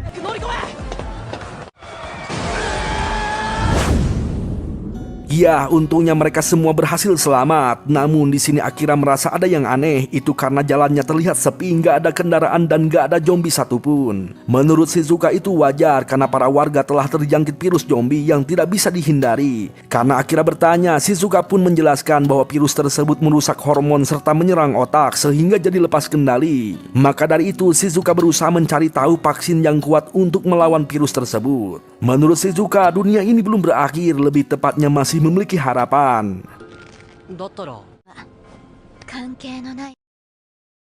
Singkat cerita, mereka telah sampai di perbatasan kota Gunma. Dan untuk melanjutkan perjalanan, mereka berencana mencari rest area untuk beristirahat. Namun apa yang terjadi? Ya, di sini Akira terkaget melihat Kencho ngagoler tak berdaya di tengah jalan. Ternyata jalan ini telah dipasang sebuah perangkap berupa paku. Lalu tak berlangsung lama muncullah segerombolan orang yang belum terjangkit virus. Dan yang bikin kaget di sini, mereka dipimpin oleh sosok bos Kisugi yang merupakan bos di perusahaan Akira yang dulu. Sontak, Akira langsung ngahuleng teringat kembali kengerian ketika bekerja di perusahaan gelap. Sehingga kini mental Akira melemah, terbata-bata ketika mengucap, bahkan merasakan perih di perutnya. Lantas Kisugi memanfaatkan situasi saat ini dengan menawarkan jasa tempat istirahat, obat-obatan, dan ban mobil. Namun dengan syarat, Akira harus menjadi anak buahnya selama 2 hari. Jelas Akira langsung ngahuleng tari. Sontak, Shizuka berkata bahwa Kisugi adalah orang yang licik memanfaatkan situasi orang yang lagi kesulitan alias menaruh ranjau dengan sengaja. Lantas Kisugi membantah tuduhan tersebut karena ranjau itu dibuat hanya demi untuk melindungi rekan-rekannya. Lalu ketika para zombie mulai berkumpul, terpaksa Akira menerima tawaran dari Kisugi.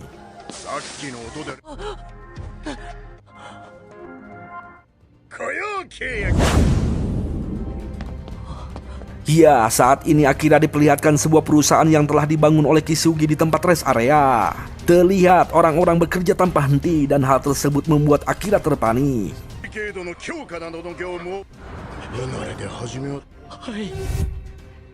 Sementara itu di sebuah ruangan, Kencho dirawat oleh Shizuka dengan obat-obatan yang telah disediakan oleh Kisugi. Ya, di sini Kencho merasa bersalah dan berharap untuk cepat-cepat pergi dari sini. Bahkan Shizuka pun berharap semoga saja Akira akan bekerja hanya dalam 2 hari saja. Kembali pada Akira yang sedang sibuk mengangkut barang di bawah teriknya matahari, Akira merasa telah kembali menjadi budak korporat. Lalu ketika melihat buku catatan miliknya, Akira berinisiatif mengambil bir untuk didinginkan. Kayaknya seger deh siang-siang gini ngebir gitu bro. Dan kayaknya orang-orang bakalan seneng jika bir ini dibagikan. Tapi aksi Akira diketahui oleh si Kisugi. Jelas Kisugi marah karena Akira bertindak di luar perintahnya. Dan lagi-lagi Akira merasa sesak tak mampu berkata-kata di hadapan seorang bos. Namun seketika amarah Kisugi disembunyikan di hadapan para rekan-rekannya yang baru datang. Bahkan untuk meningkatkan kecitraannya, Kisugi berkata bahwa bir tersebut sedang didinginkan dan akan dibagikan untuk makan malam nanti pada semua orang. Jelas rekan-rekannya itu merasa bangga telah memiliki partner yang baik dan perhatian. Namun beginilah ekspresi si Kisugi setelah rekan-rekannya telah pergi.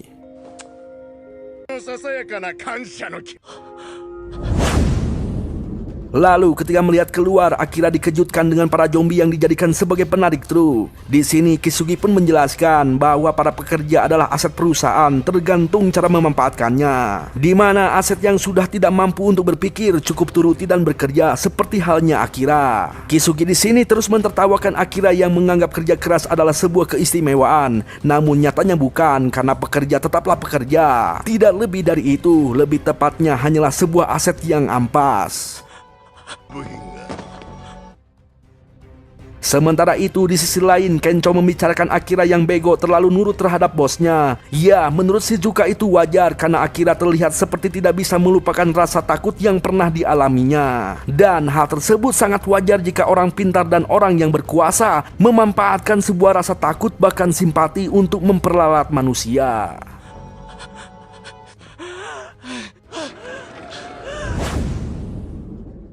Kemudian Shizuka berdiam di ujung sana melihat situasi sekitar.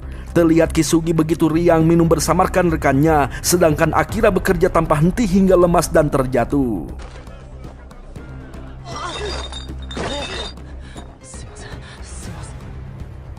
Lalu ketika ada emak-emak mencoba menuangkan minuman, langsung dilempar. Ya, di sini Kisugi kagak sudi dilayani emak-emak, maunya dilayani Shizuka gitu bro. Alhasil Shizuka pun menuangkan minuman untuk Kisugi. Kemudian Kisugi menyuruh Shizuka untuk minum juga, biar oleng biar bisa.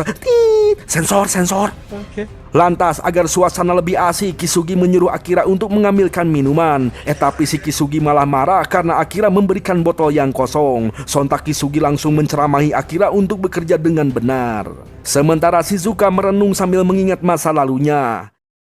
Ya, kita pun diperlihatkan masa lalu dari Shizuka, di mana sewaktu kecil Shizuka menemukan seekor anjing di jalan lalu memungutnya. Namun sang ayah menyuruh Shizuka untuk membuang makhluk yang lemah alias si anjing agar Shizuka bisa fokus untuk meraih sebuah kemenangan. Ya, ternyata Shizuka ini merupakan anak dari pengusaha tersukses di Amerika sebagai sang ahli bisnis berdarah dingin yang ingin melampaui Lehman Sok. Maka dari itu Shizuka dibesarkan untuk meraih kemenangan dengan cara harus menuruti semua arahan dari sang ayah. Lebih tepatnya, Shizuka dituntut untuk menjadi sosok yang sempurna. べきだ。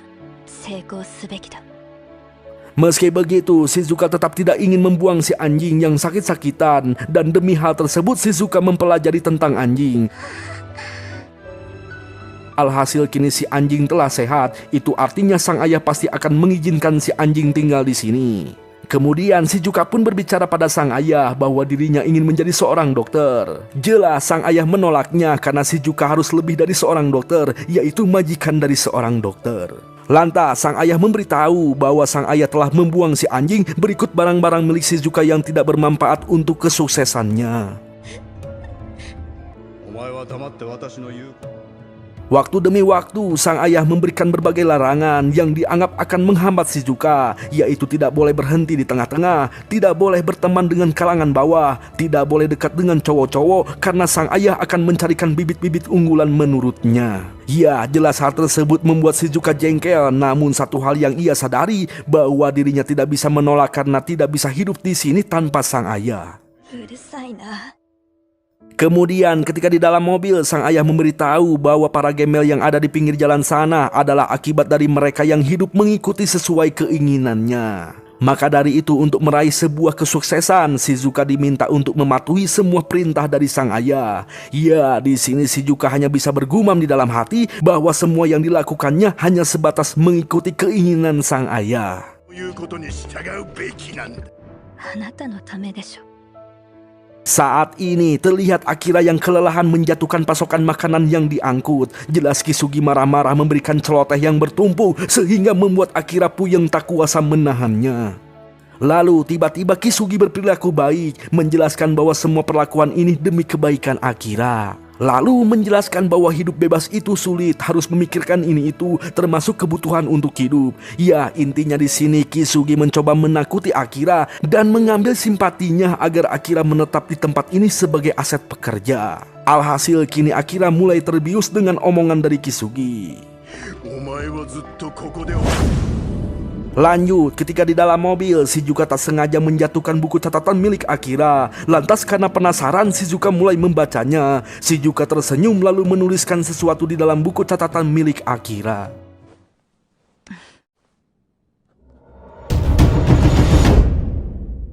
Singkat cerita, 2 hari pun telah berlalu. Karena kelalaian mereka tidak sadar bahwa di dalam box mobil terdapat seekor zombie. Ih, serem.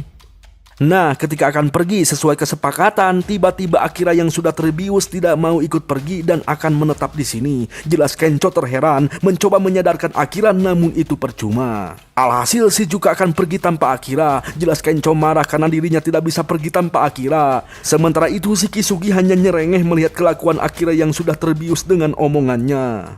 Lalu ketika Akira memberikan alasan bahwa dirinya harus membalas budi atas kebaikan dari si bos, sontak Shizuka langsung marah teringat perkataan dari sang ayah yang selalu berkata harus, dan harus. Lantas Shizuka memberitahu bahwa Kisugi sedang memanfaatkan sebuah keputusasaan dan ingin merenggut harga diri, jiwa, dan keinginan Akira. Perlu diketahui bahwa kehidupan Shizuka yang dulu sama seperti Akira, namun kini Shizuka sadar setelah bertemu dengan Akira bahwa kini Shizuka sudah tidak mau lagi dikendalikan oleh orang lain. Ya, menurut Shizuka, hidup di sini atau tidak hanyalah sebuah misteri dan tidak tahu mana yang benar ataupun yang lebih efisien. Namun satu hal yang ingin dilakukan Shizuka saat ini yaitu menjauh dari Kisugi yang merupakan orang yang menjijikan, tolol goblok. Bang, sabar bang, tarik napas dulu bang. Kemudian Shizuka pun menunjukkan buku catatan milik Akira sambil bertanya apa yang sebenarnya Akira inginkan.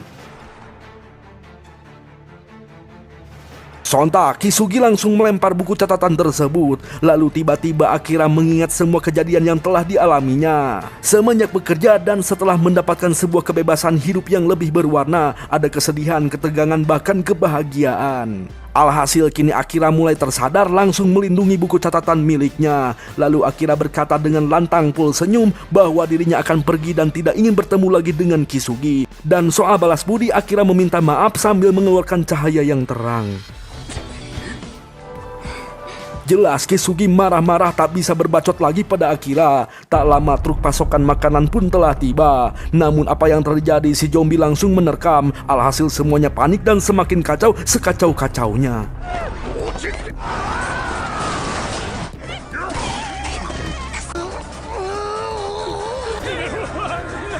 Ya, untungnya Akira dan kawan-kawan berhasil selamat berada di atas mobil, sedangkan si Kisugi gogoakan dikejar-kejar zombie. Ya, meski Kisugi adalah orang yang tidak baik, Akira tetap melakukan rencana untuk menyelamatkan Kisugi. Sontak Akira meminta pada semuanya untuk bekerja sama menyelamatkan Kisugi.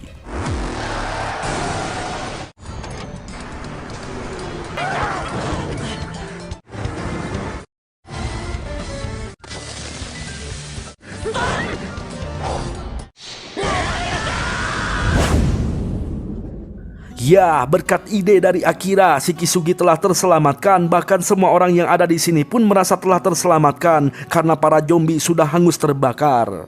Dan untuk yang pertama kalinya Akira, Kencho, bahkan tetangga, bahkan saya juga baru melihat senyum manis dari Shizuka.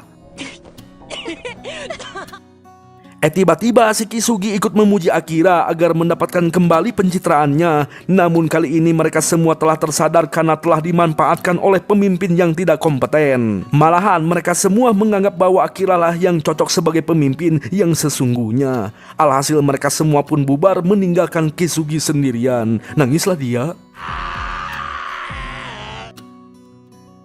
Nah, ketika di perjalanan, Akira berkata bahwa bekerja itu sangatlah berat. Apakah ada pekerjaan yang cocok untuk Akira? Lantas Shizuka menjawab, jangan terburu-buru. Banyak sekali pekerjaan yang menyenangkan, seperti YouTuber, pemain e-sport, dan pilot drone gitu. Bahkan di masa depan nanti akan banyak sekali hal-hal yang bisa dijadikan sebagai pekerjaan. Maka dari itu, untuk saat ini, Akira cukup menikmati saja hidup sesuai keinginan. Dan bisa jadi hal yang diinginkan itu akan menjadi sebuah pekerjaan nantinya. Lanjut, kali ini Akira kembali melakukan 100 hal keinginannya. Namun bedanya saat ini Akira ditemani Shizuka. Dan nampaknya Shizuka mulai menikmati melakukan keinginan bersama meski agak absurd, yaitu melakukan yoga di atas papan selancar. Duh, ada saja.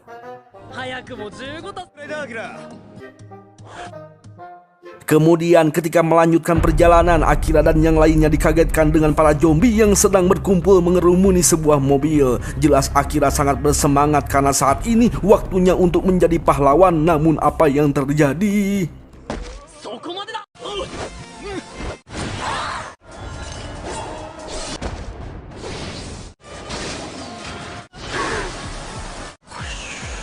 Ya, muncul sosok kesatria Shogun membantai semua zombie. Jelas Akira sangat kagum karena Shogun tersebut nampak keren di matanya. Namun ternyata Shogun tersebut merupakan seorang ciwi bule bernama Beatrix, bukan Layla. Nah, di sini Beatrix pun bercerita bahwa dirinya sangat mencintai budaya Jepang. Maka dari itu dirinya berusaha menabung agar bisa berangkat ke Jepang. Namun ketika sudah sampai di Jepang, Beatrix tak menyangka bahwa Jepang sedang terjadi pandemi. Beatrix sangat sedih budaya Jepang yang ia kagumi telah hancur. Maka dari itu saat ini untuk yang terakhir kali, Beatrix ingin mengirimkan beberapa box ikan demi bisa memakan sushi terenak di Jepang. Jelas semuanya terkaget, ternyata Beatrix lagi ngidam sushi. Tapi dengan santunya dan ada sedikit bumbu-bumbu drama, Akira bersedia mengantar Beatrix ke kota yang dituju. Makin kagetlah itu si Kencho dan Shizuka. Ya, meski begitu Shizuka dan Kencho tetap ikut meski agak sedikit terasa bete. Singkat cerita, tibalah mereka di kota yang dituju. Lalu ketika akan menuju sebuah warung sushi, para zombie berkumpul menghalangi jalan. Jelas Akira dan Beatrix bersiap untuk melawan para zombie. Tapi si Kencho agak bete tuh karena mereka berdua tidak mempunyai rencana apapun. Disinilah Shizuka mulai beraksi menjadi sang ahli strategi yang nampak seperti Zhuge Liang. Ya, sesuai arahan dari sang ahli strategi, pertama-tama Kencho memancing semua zombie menuju sebuah gang. Kemudian ditutup menggunakan mobil box yang dikendarai Akira. Lantas Patrick menyerang para zombie menggunakan tombak. Nah, ketika para zombie semakin banyak berkumpul, rencana akhir pun dilancarkan. Para zombie dilempari botol berisi minyak. Setelah itu semua zombie akan dibakar. Namun apa yang terjadi, koreknya lembab sehingga tidak mau menyala. Alhasil mereka semua terpanik karena para zombie semakin tumpah mulai keluar dari wilayah. Dan gawatnya para zombie menghampiri mobil yang berisi ikan-ikan. Jelas Patrick bersedih karena tidak jadi makan sushi. Disinilah Akira beraksi kembali menyemangati semuanya, di mana menyerah adalah hal yang percuma. Itu karena jika tidak bisa makan sushi, mending dimakan sama zombie saja. Alhasil kini Patrick mulai berkobar menyerang para zombie bersama Akira demi sushi terenak di Jepang.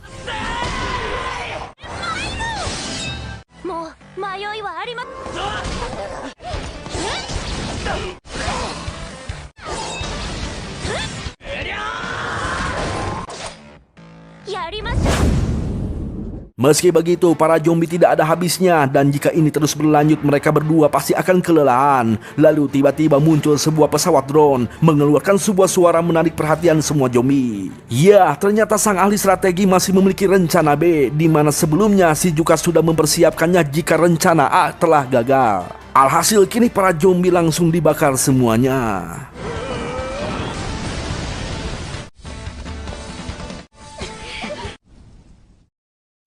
Singkat cerita, akhirnya mereka telah sampai di sebuah warung sushi dan untungnya si paman Koki masih hidup. Alhasil mereka semua pun sangat bahagia ketika memakan sushi yang terenak ini.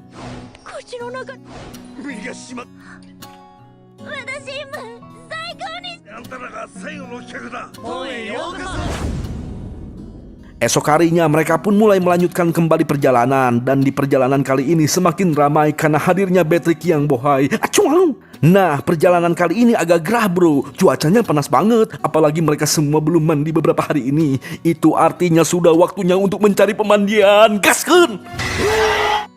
Singkat cerita, tibalah mereka di sebuah pemandian dengan pemandangan yang sungguh luar biasa. Tapi tidak seluar biasa dengan yang ini. Di sini Patrick sangat senang karena kolam pemandiannya itu sangat identik sekali dengan budaya Jepang. Lantas Patrick pun mulai menjelaskan sejarah-sejarah kolam air Kusatsu yang begitu detail. Heranlah itu si Akira karena Patrick nampaknya lebih tahu dari penduduk asli di Jepang ini. Kemudian tiba-tiba Akira meminta maaf telah datang bersamanya karena pemandian ini cocoknya sambil membawa pacar. Sontak Shizuka mulai menjelaskan teori kedewasaan di mana pacaran adalah hal yang tidak diperlukan alias buang-buang waktu saja. Itu karena anak muda di usia 20-an sudah seharusnya mengasah diri untuk kesuksesan di masa depan, bukan bucin-bucinan. Ya, intinya setelah sukses baru pacaran dan hal itu bukanlah keterlambatan, begitu bro katanya. Tapi menurut Akira dirinya lebih baik bahagia setiap hari bersama orang yang dicinta dan hal tersebut juga bisa menjadi penambah semangat. Sontak Shizuka bilang bodoh karena mengejar orang yang tidak suka dan dikejar orang yang menyukai adalah hal yang membuang-buang waktu saja. Sikat. Nah, ketika melihat kolam air panas, Akira dan Kencho langsung nyebur. Tak lama muncul Patrick memberitahu bahwa pemandian Ciwi tidak berfungsi alias saat nggak ada air. Sontak Akira dan Kencho sangat berharap bisa nyebur bersama. Jelas Shizuka agak ragu karena malu. Lah ini si Patrick nggak peduli, yang penting mandi. Tapi sayangnya momen ini nggak jadi karena ada zombie sialan pada datang. Alhasil mereka semua haranyat melarikan diri sampai ke tebing paling atas. Jelas semuanya kecewa karena kagak jadi mandi, bahkan tidak bisa kembali ke mobil. Alhasil mereka harus menunggu sampai para zombie bubar di bawah sana. Nah, ketika malam hari Akira terbangun pengen cari air buat minum. Tapi Akira malah menemukan sebuah pemandian air panas. Jelas Akira sangat semangat langsung nyebur. Ternyata di situ sudah ada Shizuka. Malulah dia, marahlah dia. Lanjut. Nah, di sini Shizuka meminta maaf karena telah menginjak-injak keinginan Akira untuk mencari cinta. Shizuka bercerita bahwa dirinya dididik oleh sang ayah yang egois, tak mau menerima pendapat orang lain. Dan Shizuka di sini merasa iri dengan Akira yang terus terang tanpa memikirkan pendapat orang lain. Jujur saja, sebenarnya Shizuka takut tersakiti, maka dari itu ia selalu menghindari yang berbau cinta. Ya, di sini Akira cukup senang melihat Shizuka yang mulai bersikap jujur. Tiba-tiba Shizuka beranai-anai bisa bertemu cinta yang mampu membuat membuat dirinya jujur. Jelas Shizuka langsung malu seolah-olah perkataannya tertuju pada Akira. Dan pembicaraan pun berakhir ketika Kencho dan Patrick marah-marah karena kagak diajak berendam bersama. Lanjut, nah kali ini waktunya Akira pergi ke kampung halaman. Tapi ketika dalam perjalanan Shizuka bertanya, "Terakhir kamu pulang 3 tahun yang lalu ya, kenapa harus grogi begitu?" Sontaklah Akira teringat perkataan dari sang ayah, yang dimana sang ayah melontarkan beberapa pertanyaan. Mau kuliah di Tokyo, mau jadi apa, mau kerja di perusahaan. Seorang pria tuh harusnya memiliki mimpi yang lebih tinggi. Itu karena pria tanpa mimpi hanyalah ubur-ubur yang diburu SpongeBob. Lantas Akira bergumam di dalam hati bahwa ayahnya itu terlalu sok bijak, padahal dirinya sendiri itu hanyalah seorang petani. Lalu tiba-tiba, ya, sungguh tidak disangka jalan terowongan menuju kampung halaman telah ditutup, bahkan dipenuhi zombie. Namun ada yang aneh di sini, Akira tidak mengenal satupun dari para zombie itu. Sontaklah Shizuka berinisiatif untuk tetap maju menggunakan jalan hutan. Nah, karena Akira terlihat begitu khawatir, Shizuka menjelaskan bahwa kedua sisi terowongan sama-sama ditutup. Itu artinya para warga berhasil mengurung para zombie di dalam terowongan itu, dan itu artinya para warga desa pasti masih hidup. Lalu tiba-tiba ada bapak-bapak lari meminta tolong karena dikejar seekor bagong zombie. Sontaklah Patrick langsung bertindak.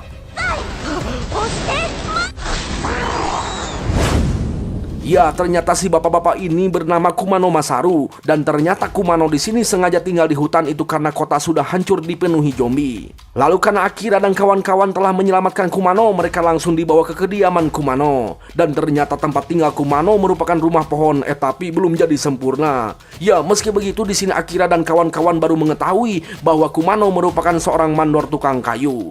Terlihat di sini Akira begitu takjub melihat rumah pohon. Sontaklah Akira akan membantu Kumano untuk membangunnya. Lalu karena Shizuka menolak, Akira menjelaskan bahwa tempat ini bisa saja dijadikan sebagai markas rahasia di dalam hutan untuk bersantai melupakan perkara dunia, dan kita bisa menyatu dengan alam. Ya, inti yang sebenarnya Akira tidak ingin mau melewatkan membuat rumah pohon yang tidak bisa ia lakukan seumur hidup. Alhasil kini Akira dan Kencho mulai membantu. Dan banyak sekali pelajaran baru di sini bagi mereka berdua. Contohnya mengukur keseimbangan permukaan menggunakan selang yang diisi air. Lalu cara memilih paku dan memukul paku yang tepat. Namun satu bagian hal yang paling penting, yaitu cara membangun rumah pohon tergantung dari jenis pohon. Itu karena pohonlah yang menjadi pondasi rumah. Dalam artian jika pohonnya mati maka rumahnya pun akan hancur. Ya, intinya Akira harus merawat pohon itu dimulai dari merawat lingkungan sekitar, bahkan seisi hutan ini. Dan Akira akan mendengar suara hutan. Ya, di sini Akira merasa telah mendapatkan kata-kata yang bijak, yang dimana jika memedulikan satu pohon, maka juga berarti merawat pohon yang ada di tanah sekitarnya, bahkan seisi hutan, dan Akira mampu mendengar suara hutan. Dalam artian lain, jika Akira peduli dengan diri sendiri, maka Akira juga akan menyadari orang-orang yang ada di sekitarnya, bahkan bisa peka dengan seisi dunia ini. Lantas Akira bertanya-tanya jika dirinya mampu mendengar suara dunia ini, apa yang akan ditulis di dalam daftar keinginannya. Tak lama Kumano pun datang menghampiri membicarakan soal impian membuat pohon rumah, dan hal tersebut merupakan impian Akira juga semenjak kecil. Lalu ketika Akira bertanya di mana keberadaan anak Kumano, sontak Kumano langsung terdiam sejenak. Ya, ternyata putra Kumano telah digigit oleh sang ibu yang telah menjadi zombie, dan Kumano telah membunuh mereka berdua. Sebenarnya di sini Kumano ingin membuatkan rumah pohon untuk putranya, tapi sungguh tidak disangka putranya telah menemui ajal lebih dulu dari Kumano. Sontaklah Akira memberi semangat, mari kita gaskeun membuat rumah pohon hingga selesai.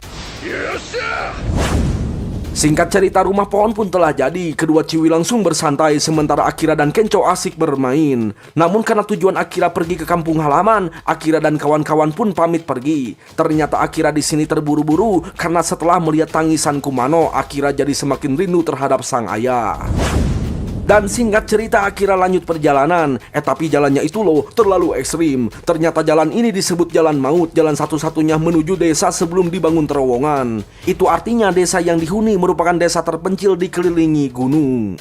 Ya, di sini terlihat Akira santuy-santuy saja, tapi lihat itu yang lainnya pada soak. Tapi meski begitu, Patrick sangat yakin bahwa warga desa pastinya masih selamat karena jauh dari kota. Dan benar saja, terlihat desanya itu masih asli begitu hijau, tidak ada tanda-tanda kerusakan. Namun apa yang terjadi ketika masuk ke desa? Tidak ada satupun warga di situ. Sontaklah Akira langsung berlari ingin memastikan keberadaan kedua orang tuanya, dan ternyata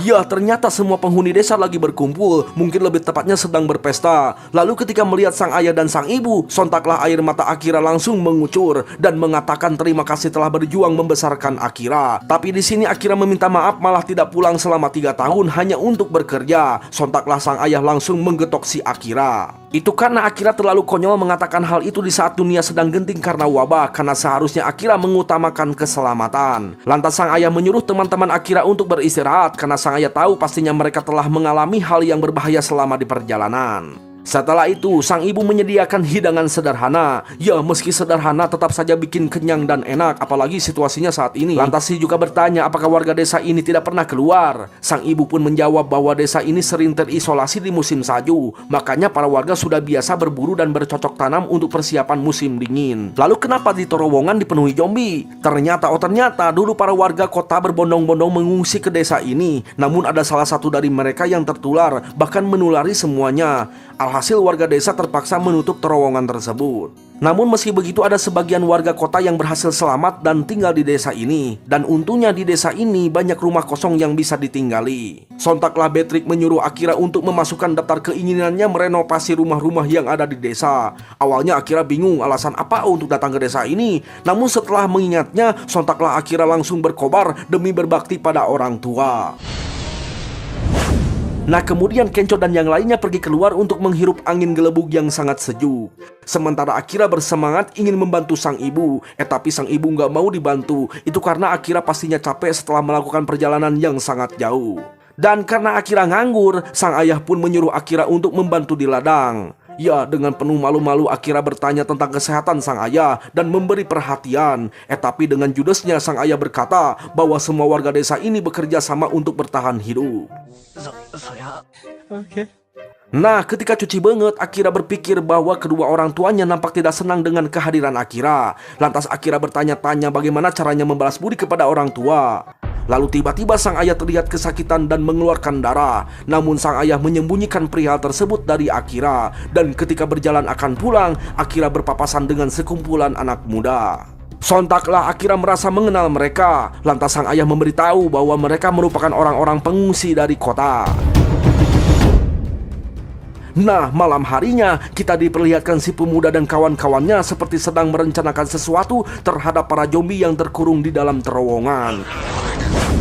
Lalu kita pun diperlihatkan kisah dari si pemuda ini. Si pemuda ini sangat muak dengan dunia ini yang dimana orang-orang harus kerja menjadi karyawan kontrak dengan gaji kecil dan tidak mendapatkan bonus. Dan menurutnya bekerja seperti itu adalah hal yang rugi. Ternyata si pemuda ini merasa tertinggal dari orang-orang dan dunia ini seperti sudah menolak kehadirannya. Maka dari itu si pemuda ini berharap bisa kembali ke masa SD, melakukan liburan setiap hari dan bersenang-senang tanpa harus memikirkan banyak beban. Lalu suatu hari si pemuda ini melihat ada sosok zombie sedang menggigit seseorang. Dan ketika melihat keluar, ternyata dunia ini sudah hancur diserang wabah zombie. Tapi bukannya takut, si pemuda ini nampak sama seperti Akira yang sangat senang melihat dunia ini yang telah hancur. Itu artinya si pemuda ini akan bebas bersenang-senang tanpa harus memikirkan beban apapun. Seperti yang kita lihat, si pemuda ini sangat bebas mengambil apapun di sebuah toko. Tapi karena penasaran, si pemuda ini membuka tirai dan terlihat di situ ada 3 orang yang sedang sembunyi dan melihat sebuah buku catatan berjilid hitam. Disinilah si pemuda ini mulai berpikir bahwa bersenang-senang sendirian sangatlah membosankan. Dan kebetulan sekali ketiga orang yang ada di hadapannya ini sama-sama muak dengan dunianya yang dulu. Dan akhirnya mereka semua akan melakukan 100 hal yang diinginkan sebelum menjadi zombie. Namun bedanya mereka ingin melakukan hal yang negatif, kebalikan dengan Akira. これまではのけ者にされ放題楽しむの夏休みで Nah, di kemudian hari karena Akira berkeinginan memiliki rambut yang gimbal, para Ciwi mulai mendadani Akira. Ternyata para Ciwi ini berasal dari kota dan mereka itu pernah bekerja di sebuah salon khusus untuk perfilman. Dan ternyata mereka merupakan penata rias aktor di film zombie. Tapi ketika sedang syuting film tersebut, dunia ini benar-benar menjadi zona zombie beneran. Lantas salah satu ciwi bercerita bahwa dirinya telah melakukan perjalanan panjang menuju desa ini, dan untungnya para warga desa menyambutnya dengan baik. Dan karena hal itulah si ciwi ini sangat berterima kasih dan ingin tinggal di desa ini selama-lamanya. Sementara itu di sisi lain kita diperlihatkan si Juka yang sibuk niup hau. Ya, meski itu sulit, namun menurut si Juka hal ini adalah sebuah pelajaran hidup agar tetap terjaga meski tanpa ada barang-barang modern. Dan si Juka sangat tertarik dengan kehidupan di desa ini yang masih bisa selamat. Tapi tiba-tiba ada kakek-kakek langsung memeluk, langsung digotonglah itu sama si ibu-ibu.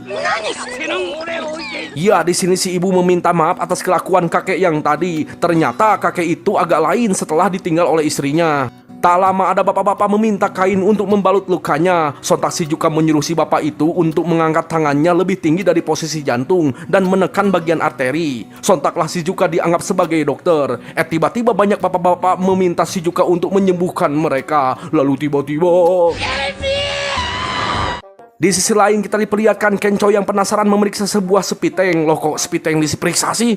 Lantas si bapak-bapak ini menjelaskan bahwa spiteng tersebut bisa digunakan sebagai pupuk. Itu karena di Jepang hujan telah menyapu mineral di ladang. Maka dari itu para warga desa mendaur ulang makanan yang dimakan menjadi pupuk dengan cara dikembalikan ke tanah sebagai pengganti mineral untuk ladang. Oh gitu ya. Lalu karena Kenco bertanya, si bapak ini pun menjelaskan bahwa bocah itu merupakan anak kota yang telah kehilangan kedua orang tuanya, dan satu-satunya keluarga yang ia miliki hanyalah anjingnya itu. Si bapak pun memberitahu bahwa bocah itu tidak pernah tersenyum semenjak berada di desa ini. Sontaklah Kenco mencoba menghiburnya menggunakan bola daruma, lalu mengajak mengobrol bahwa ciwi orang Italia itu tidak pernah lupa untuk tersenyum. Sontaklah si bocah langsung ketawa karena Kenco bukanlah orang Italia. Ya, meski candanya itu sederhana tapi tetap saja berhasil membuat orang tersenyum. Lantas Kenco memperkenalkan diri dan akhirnya si bocah pun memperkenalkan diri bernama Anju, dipanggil Anji. Dan anjingnya itu bernama Shiro. Lantas Kenco berjanji bahwa dirinya akan melakukan aksi makan udon dengan pantat. Jelas Anji bilang ogah. Sementara itu di sisi lain lagi, Patrick begitu terpukau melihat kincir air pembangkit listrik di desa ini. Dan agar tempat ini aman dari beruang zombie, si ibu menjelaskan bahwa di sini telah dipasang pagar listrik. Nah, si ibu pun memberitahu bahwa Patrick dilarang menyentuh bagian ini, yang dimana alat ini merupakan stop kontak untuk mematikan listrik, dan karena tegangannya sangat berbahaya, alangkah baiknya Patrick tidak menyentuh bagian ini. Dan akhirnya para pemuda pun menikmati kehidupan di desa dengan suasana yang jauh berbeda dengan kota. 都会と違ってからこそ幸せそんな気がするんですよね。 Singkat cerita, sore hari pun tiba. Ketika Akira sedang sibuk menyangkul, Kenco datang menyapa. Lalu tak lama kemudian si pemuda lewat, yang ternyata dia merupakan kenalan Kenco bernama Higarashi. Tapi si Higarashi malah langsung pergi. Dan disinilah Akira mulai ingat ternyata Higarashi merupakan teman sekelas selama kuliah. Sementara itu Higarashi mulai teringat kembali kekesalannya terhadap Akira, yang dimana Akira selalu terlihat bahagia di hadapan Higarashi. Malam harinya Akira mencoba mendekati sang ayah dengan minum bersama. Terlihat sang ayah di sini semakin kurus dan semakin beruban. Lantas Akira berkata bahwa dirinya memang mengidolakan hidup di kota besar, tapi sepertinya hidup di desa ini juga tidak buruk kok. Dan lagi-lagi Akira selalu mengkhawatirkan ayah dan ibunya yang sudah tua masih bekerja. Sontak sang ayah berkata, apa gunanya terkurung di desa terpencil ini? Seorang pria seharusnya mengejar mimpi yang besar sebisanya. Jelas di sini Akira terbingung karena dirinya hanya ingin membalas budi terhadap orang tua. Dan soal mimpi, sang ayah hanyalah seorang petani biasa. Sontaklah Akira mulai menyadari dan bertanya-tanya apa mimpi sang ayah yang ketika kecil. Lantas sang ayah balik bertanya, apakah Akira pernah berpikir ingin melihat luar bumi dari luar angkasa? Sebenarnya melihat bumi dari luar angkasa adalah hal yang paling mengejutkan bagi semua orang, yang dimana tempat yang kita tinggali adalah sesuatu yang kecil jika dilihat dari luar angkasa, dan bumi adalah planet yang paling kecil di alam semesta yang luas. Intinya cita-cita sang ayah semenjak kecil yaitu ingin menjadi astronot. Sontaklah Akira tertawa dan menganggap bahwa sang ayah adalah seorang pelawak. Lantas sang ayah menegaskan, meski itu konyol, tetaplah terus berjuang demi menggapai mimpimu. Karena seorang pria akan semakin kuat ketika memiliki mimpi yang besar. Dan agar suasana semakin dekat, sang ayah meledek rambut Akira yang tidak cocok. Lalu di sisi lain kita diperlihatkan seseorang yang mengambil kunci. Dan di sisi lain lagi ada ciwi menyalakan tegangan listrik hingga pol. Dan setelah itu para pemuda ini mulai membuka penutup terowongan agar para zombie terbebas. Ternyata para pemuda ini berniat untuk menjadikan semua warga desa menjadi zombie. Ya, Akira yang mendengar sebuah keributan pun langsung mengecek keluar. Dan benar saja saat ini desa bagian bawah telah hancur diserang zombie. Lantas sang ayah menyuruh Akira untuk membantu kawan-kawannya, sementara sang ayah akan melindungi sang ibu. Di sisi lain, Shizuka yang berusaha mencoba mengevakuasi warga desa hampir diserang zombie. Untungnya para bapak-bapak datang menolong. Sementara itu para bapak-bapak dari tim pemburu mulai menembak para zombie. Tapi karena jumlahnya terlalu banyak, para bapak-bapak pun mulai untuk berlindung. Lalu agar membuat situasi makin kacau, Higurashi melemparkan sebuah bom. Di sisi lain lagi, Kencho yang berusaha berlari sambil menggendong Enji diselamatkan oleh Beatrix. Tak lama kemudian, Akira dan kawan-kawan akhirnya berkumpul. Dan karena jalan satu-satunya itu adalah melewati pagar listrik, dan karena pagar listrik itu hanya memiliki tegangan kecil, Kencho mencoba menyentuhnya, tapi nyatanya tegangannya itu terlalu tinggi. Alhasil Shizuka langsung menolong dengan cara dipukul dengan kayu.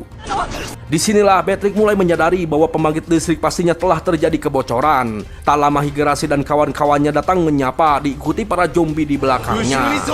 Disinilah Akira dan kawan-kawan baru menyadari bahwa kekacauan ini merupakan ulah Higurashi. Lantas Akira bertanya, kenapa kau melakukan ini? Sambil menunjukkan buku catatannya, Higurashi menjawab bahwa keinginannya yaitu mengubah semua orang yang dibenci menjadi zombie, termasuk Akira. Jelas Kencho terheran dan bertanya-tanya emang apa yang telah dilakukan oleh Akira.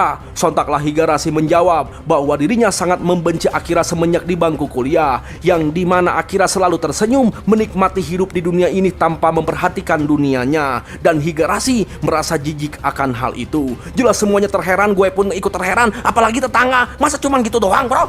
Ya pokoknya mah di sini Higurashi ingin menikmati liburan musim panas ini dengan cara sendiri, dan itu bukanlah hal yang salah. Sontaklah Akira berkata bahwa setiap orang bebas untuk melakukan apapun dan nikmatilah apa yang kau inginkan. Jelas Kencho terheran dengan perkataan Akira. Tapi di sini Akira lanjut berkata bahwa Akira tidak setuju jika Higurashi merenggut keinginan orang lain yang memiliki keinginan untuk bertahan hidup. Lantas Akira menunjukkan catatan keinginannya yang dimana ia tidak mau menyesal setelah mati. Maka dari itu untuk saat ini Akira akan memperjuangkan demi berbakti pada orang tua. Lebih tepatnya suatu keinginan yang sangat ia ingin capai saat ini. Dan disinilah Higurashi menantang Akira untuk berlomba catatan siapa yang akan tercapai terlebih dahulu. Sontaklah kawan-kawan Akira mulai membagi tugas masing-masing, yang dimana Beatrix akan mematikan pembangkit listrik, Akira akan melindungi orang tuanya, Shizuka akan melindungi para bapak-bapak dan ibu-ibu, sementara Kencho akan melindungi Enji. Tapi Enjinya malah pergi mencari Shiro yang telah hilang. Ya, sebelum mengejar, Kencho berjanji pada Akira bahwa kita semua akan selamat.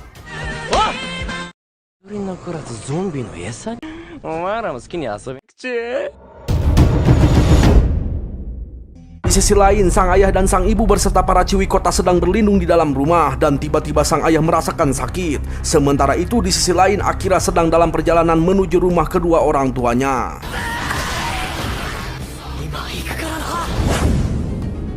Kembali pada sang ayah yang terus berusaha menahan pintu meski tubuhnya merasa kesakitan. Lalu tak lama para zombie mulai merusak pintu. Dan disitulah Akira datang membantai para zombie sambil mengatakan bahwa dirinya belum merasakan melakukan hal baik untuk kedua orang tuanya. Misalnya gajinya yang kecil tak cukup untuk mengirim uang, belum bisa mengajak jalan-jalan, belum menunjukkan calon menantu, belum melihatkan cucunya. Ya pokoknya Akira akan melakukan banyak hal selagi orang tuanya masih sehat. Lantas sang ayah yang mendengar hal tersebut langsung menyuruh Akira masuk dan berkata bahwa Akira harus tetap hidup, lebih tepatnya jangan mati sebelum kedua orang tuanya.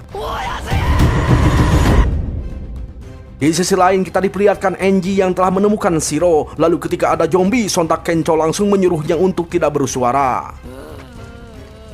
Lalu ketika di dalam rumah, Enji menangis karena tidak mau lagi kehilangan keluarga satu-satunya yang tersisa. Jelaslah Kencho merasa terharu akan hal itu. Dan karena dinding rumah terlalu tipis, Kencho membawa Enji ke atap rumah. Tapi tiba-tiba komplotan si Higurashi datang menyerang Kencho supaya jatuh. Ya, karena kita tidak diberitahu namanya, kita namai saja Asep. Dan Asep di sini ternyata ingin semua orang menjadi zombie saja. Ternyata si Asep di sini memiliki masalah di dalam rumah tangganya, sehingga si Asep setiap malamnya main ciwi nggak mau pulang, alias nggak betah di rumah. Ya, sebenarnya si Asep di sini ingin merasakan kebahagiaan setelah menikah seperti halnya orang lain, tapi nyatanya tidak. Dan tempat yang paling damai adalah di dalam mobil. Ternyata si Asep di sini selalu kesal mendengar istrinya yang selalu membicarakan tetangganya yang mendapatkan promosi lalu liburan panjang bersama keluarga ke luar negeri. Dan karena Asep tidak pernah mendapatkan promosi, hubungan dengan sang istri pun makin renggang bahkan sudah jarang berkomunikasi. Disitulah Asep mulai berpikir buat apa kerja demi keluarga yang sudah tidak memiliki cinta terhadap dirinya. Intinya Asep kesal dengan sang istri yang tidak pernah bersyukur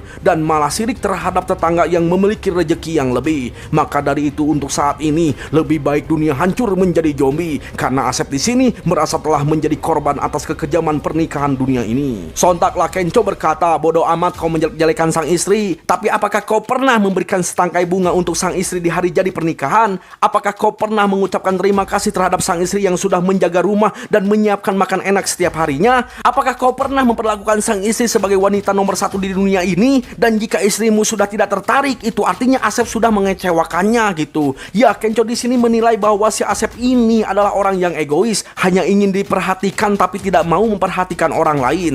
Kenco menegaskan bahwa sang istri bukanlah ibu Asep tapi istri Asep. Lalu karena Asep kekeh ingin menjadikan semua orang menjadi zombie, sontak Kenco menarik si Asep dan jatuh bersama-sama. Paniklah itu si Asep karena para zombie sudah berkumpul. Lantas karena teringat zombie yang tidak bisa mendeteksi suhu dan bau, sontak Kenco langsung menyebur ke dalam sepiteng. Sementara Asep yang tidak mau masuk sepiteng memilih kabur melalui pagar listrik dan akhirnya Asep pergi ke isekai. Lalu tak lama Kenco keluar dari sepiteng dan bergaya bahwa kita telah berhasil selamat. Ya tapi meski begitu anjing gak tahan kalau Kenconya bau Nah di sisi lain kita diperlihatkan situasi Shizuka yang dimana para ibu-ibu dan bapak-bapak berlindung di dalam rumah. Lantas Shizuka menyuruh orang-orang di dalam untuk lari dari tempat ini. Itu karena dinding rumah ini terlalu tipis mudah dijebol oleh para zombie. Tapi para ibu-ibu dan bapak-bapak gak mau pergi dari rumah. Itu karena si kakek yang terbaring pastinya gak akan kuat untuk berlari. Maka dari itu mereka lebih memilih tinggal di tempat ini untuk menjaga si kakek hingga ajal menjemput. Lantas para ibu-ibu menyuruh Shizuka untuk lari dan menyelamatkan diri. Jelaslah di sini Shizuka kebingungan karena para zombie sudah mulai mendobrak pintu di sisi lain dinding. Lalu karena nggak ada pilihan lain, Shizuka memancing para zombie ke sebuah perkebunan agar mereka selamat. Dan ketika bersembunyi, tiba-tiba muncul si Acuy. Ternyata si Acuy di sini mengincar Shizuka. Itu karena si Acuy di sini memiliki sebuah keinginan yaitu mengadu babangus bersama Ciwi. Paniklah itu si Shizuka langsung kabur, menganggap si Acuy lebih menakutkan daripada zombie. Nah, disinilah kita diperlihatkan masa lalu si Acuy, yang dimana dulunya si Acuy ini merupakan seorang karyawan koki. Dan karena si Acuy lupa dengan nama masakan yang dipesan, si Acuy dihukum membersihkan dapur seorang diri. Disinilah Acuy merasa hidupnya paling tidak beruntung. Lalu ketika akan pergi, si Acuy nggak sadar membuang kuntung yang masih menyala ke dalam tong sampah. Alhasil perusahaan tersebut hangus terbakar. Dan Acuy di sini merasa hidupnya makin tidak beruntung. Tapi orang-orang malah menyalahkan Acuy, padahal mah Acuy juga sama-sama kehilangan pekerjaan.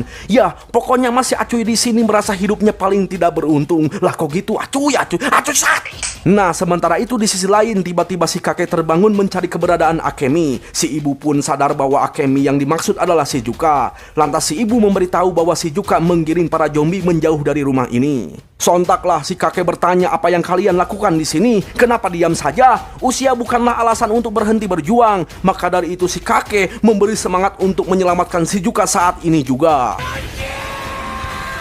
Lalu bagaimana keadaan Shizuka saat ini? Ya, saat ini Shizuka menjelaskan sebuah teori hipervokalisasi pengenalan. Dengan kata lain, sebuah teori untuk mendefinisikan sebuah keberuntungan secara ilmiah. Menurut Shizuka, si Acuy di sini terlalu memikirkan diri sendiri, tidak memikirkan keluarga, kekasih, teman, bahkan orang lain. Dan si Acuy hanya memikirkan hari ini, tidak memikirkan hari esok. Bahkan tidak memikirkan generasi penerus dan masa depan sosial. Intinya, ketika kita menghadapi sesuatu, siapa yang dipikirkan? Jika skala pertimbangan diperluas, maka keberuntungan akan semakin besar. Ya, pastilah kalian mengerti apa maksudnya gitu, bro. Tapi di sini si Acuy nggak mau dengar, langsung menodong Shizuka. Lalu tiba-tiba, ya, muncullah si kakek menyelamatkan Shizuka. Bahkan para bapak-bapak dan ibu-ibu pun ikut membantu. Alhasil si Acuy berakhir digulung massa. Lalu karena si Acuy masih mengatakan selalu tidak beruntung, Shizuka pun menjelaskan bahwa keberuntungan tidak berpihak pada orang yang selalu memikirkan diri sendiri.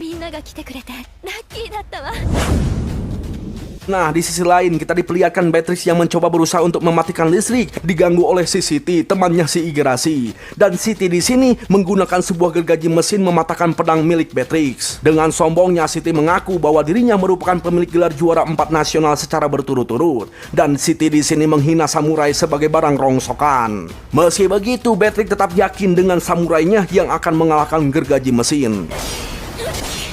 Ya, meski Beatrix bisa menangkis semua serangan dari si Siti, namun Beatrix di sini sangat khawatir dengan situasinya saat ini, yang dimana para zombie mulai berkumpul akibat suara gergaji mesin.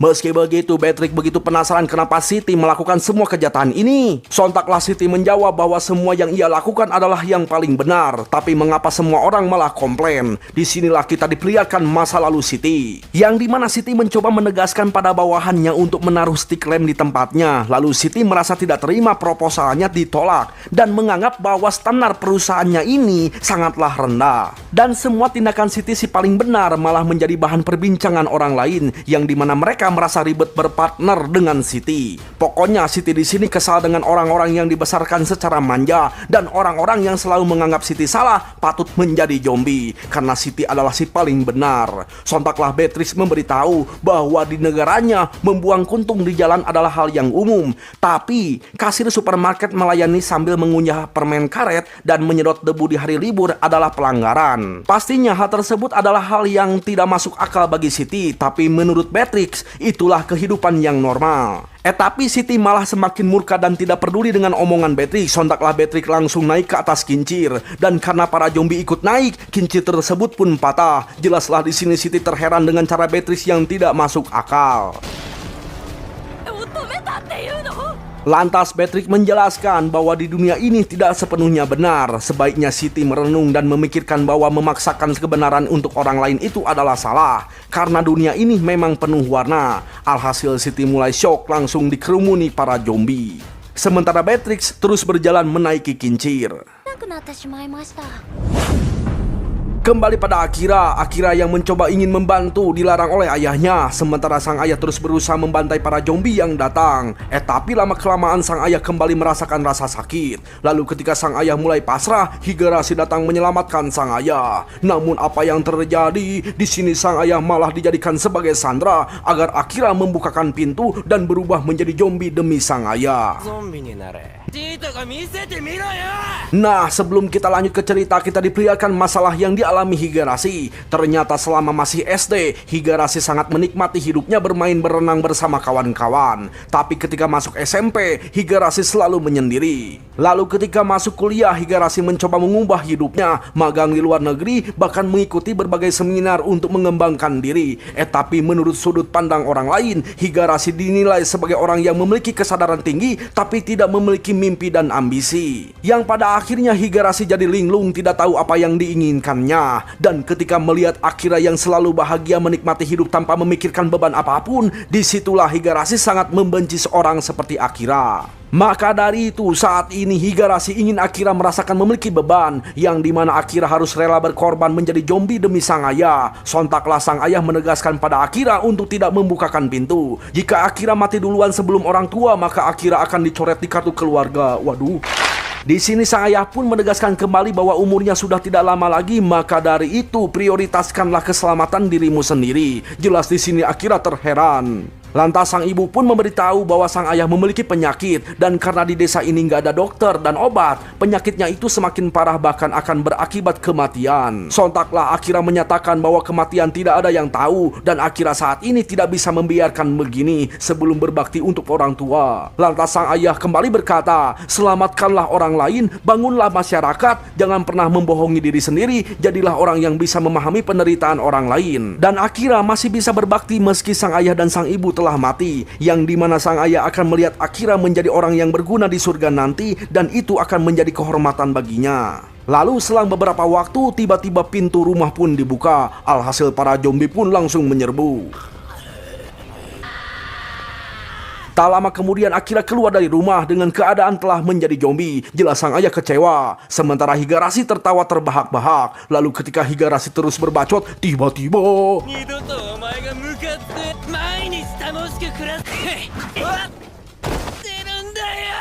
Ya, sungguh tidak disangka ternyata Akira di sini telah berpura-pura menjadi zombie. Ternyata sebelumnya Akira telah membuat rencana yang dimana para ciwi tukang rias disuruh untuk mendandani Akira menjadi zombie. Dan ketika para zombie masuk, Akira berpura-pura berteriak kesakitan. Padahal para zombie itu langsung ditumbangkan oleh para ciwi. Dan sisanya Akira berakting menjadi zombie. Jelas di sini Higarashi makin terpuruk melihat Akira dan orang tuanya selamat. Lantas Akira bertanya apa yang sebenarnya kau inginkan. Sambil nangis Higarashi berteriak bahwa dirinya hanya ingin bersenang-senang dan hal itulah tidak salah. Lantas Akira kembali bertanya, jika hal ini yang kau inginkan, kenapa kau tidak terlihat senang? Sontaklah Higarashi langsung terbengong. Lalu tiba-tiba...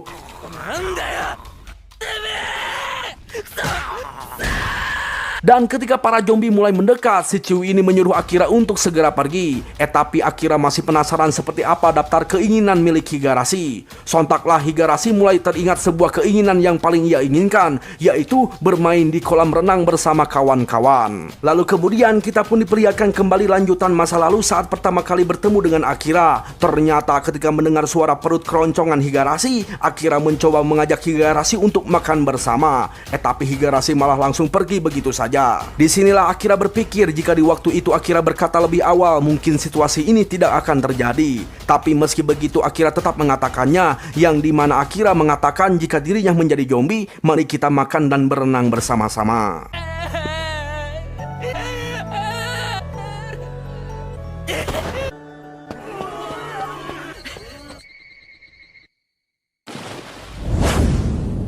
Lanjut. Nah, ketika sampai di depan pagar, tak lama Kencho datang. Tapi di sini Akira terheran kenapa si Kencho bau ya. Kencho pun terheran kenapa Akira menjadi zombie. Tak lama si Yuka pun datang sambil menggendong si kakek. Lalu ketika kebingungan bagaimana cara melewati pagar, Beatrix pun datang sambil berjalan di atas kincir.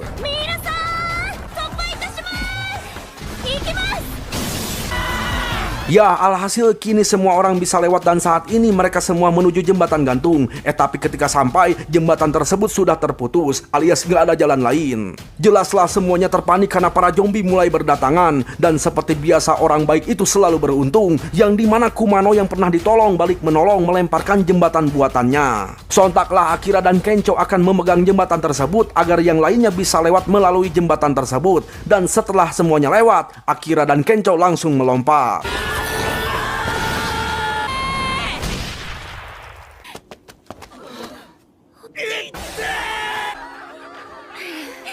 Nah, sambil memanjat, Kencho menyimpulkan bahwa Higarashi sebenarnya ingin berteman, namun tindakannya Higarashi itu sangatlah bodoh. Lantas Akira pun mengatakan bahwa dirinya juga hampir kehilangan jati dirinya saat berada di perusahaan gelap. Mungkin saat ini Akira juga bakalan memiliki keinginan yang menyimpang seperti halnya Higarashi. Maka dari itu Akira tidak bisa membenci Higarashi, karena Akira sama-sama pernah mengalami hal yang sama terpuruk di dunia ini. Nah, kemudian ketika sudah memanjat, sang ayah mengulurkan tangan pada Akira dan merasa bangga pada Akira karena telah menyelamatkan semua orang.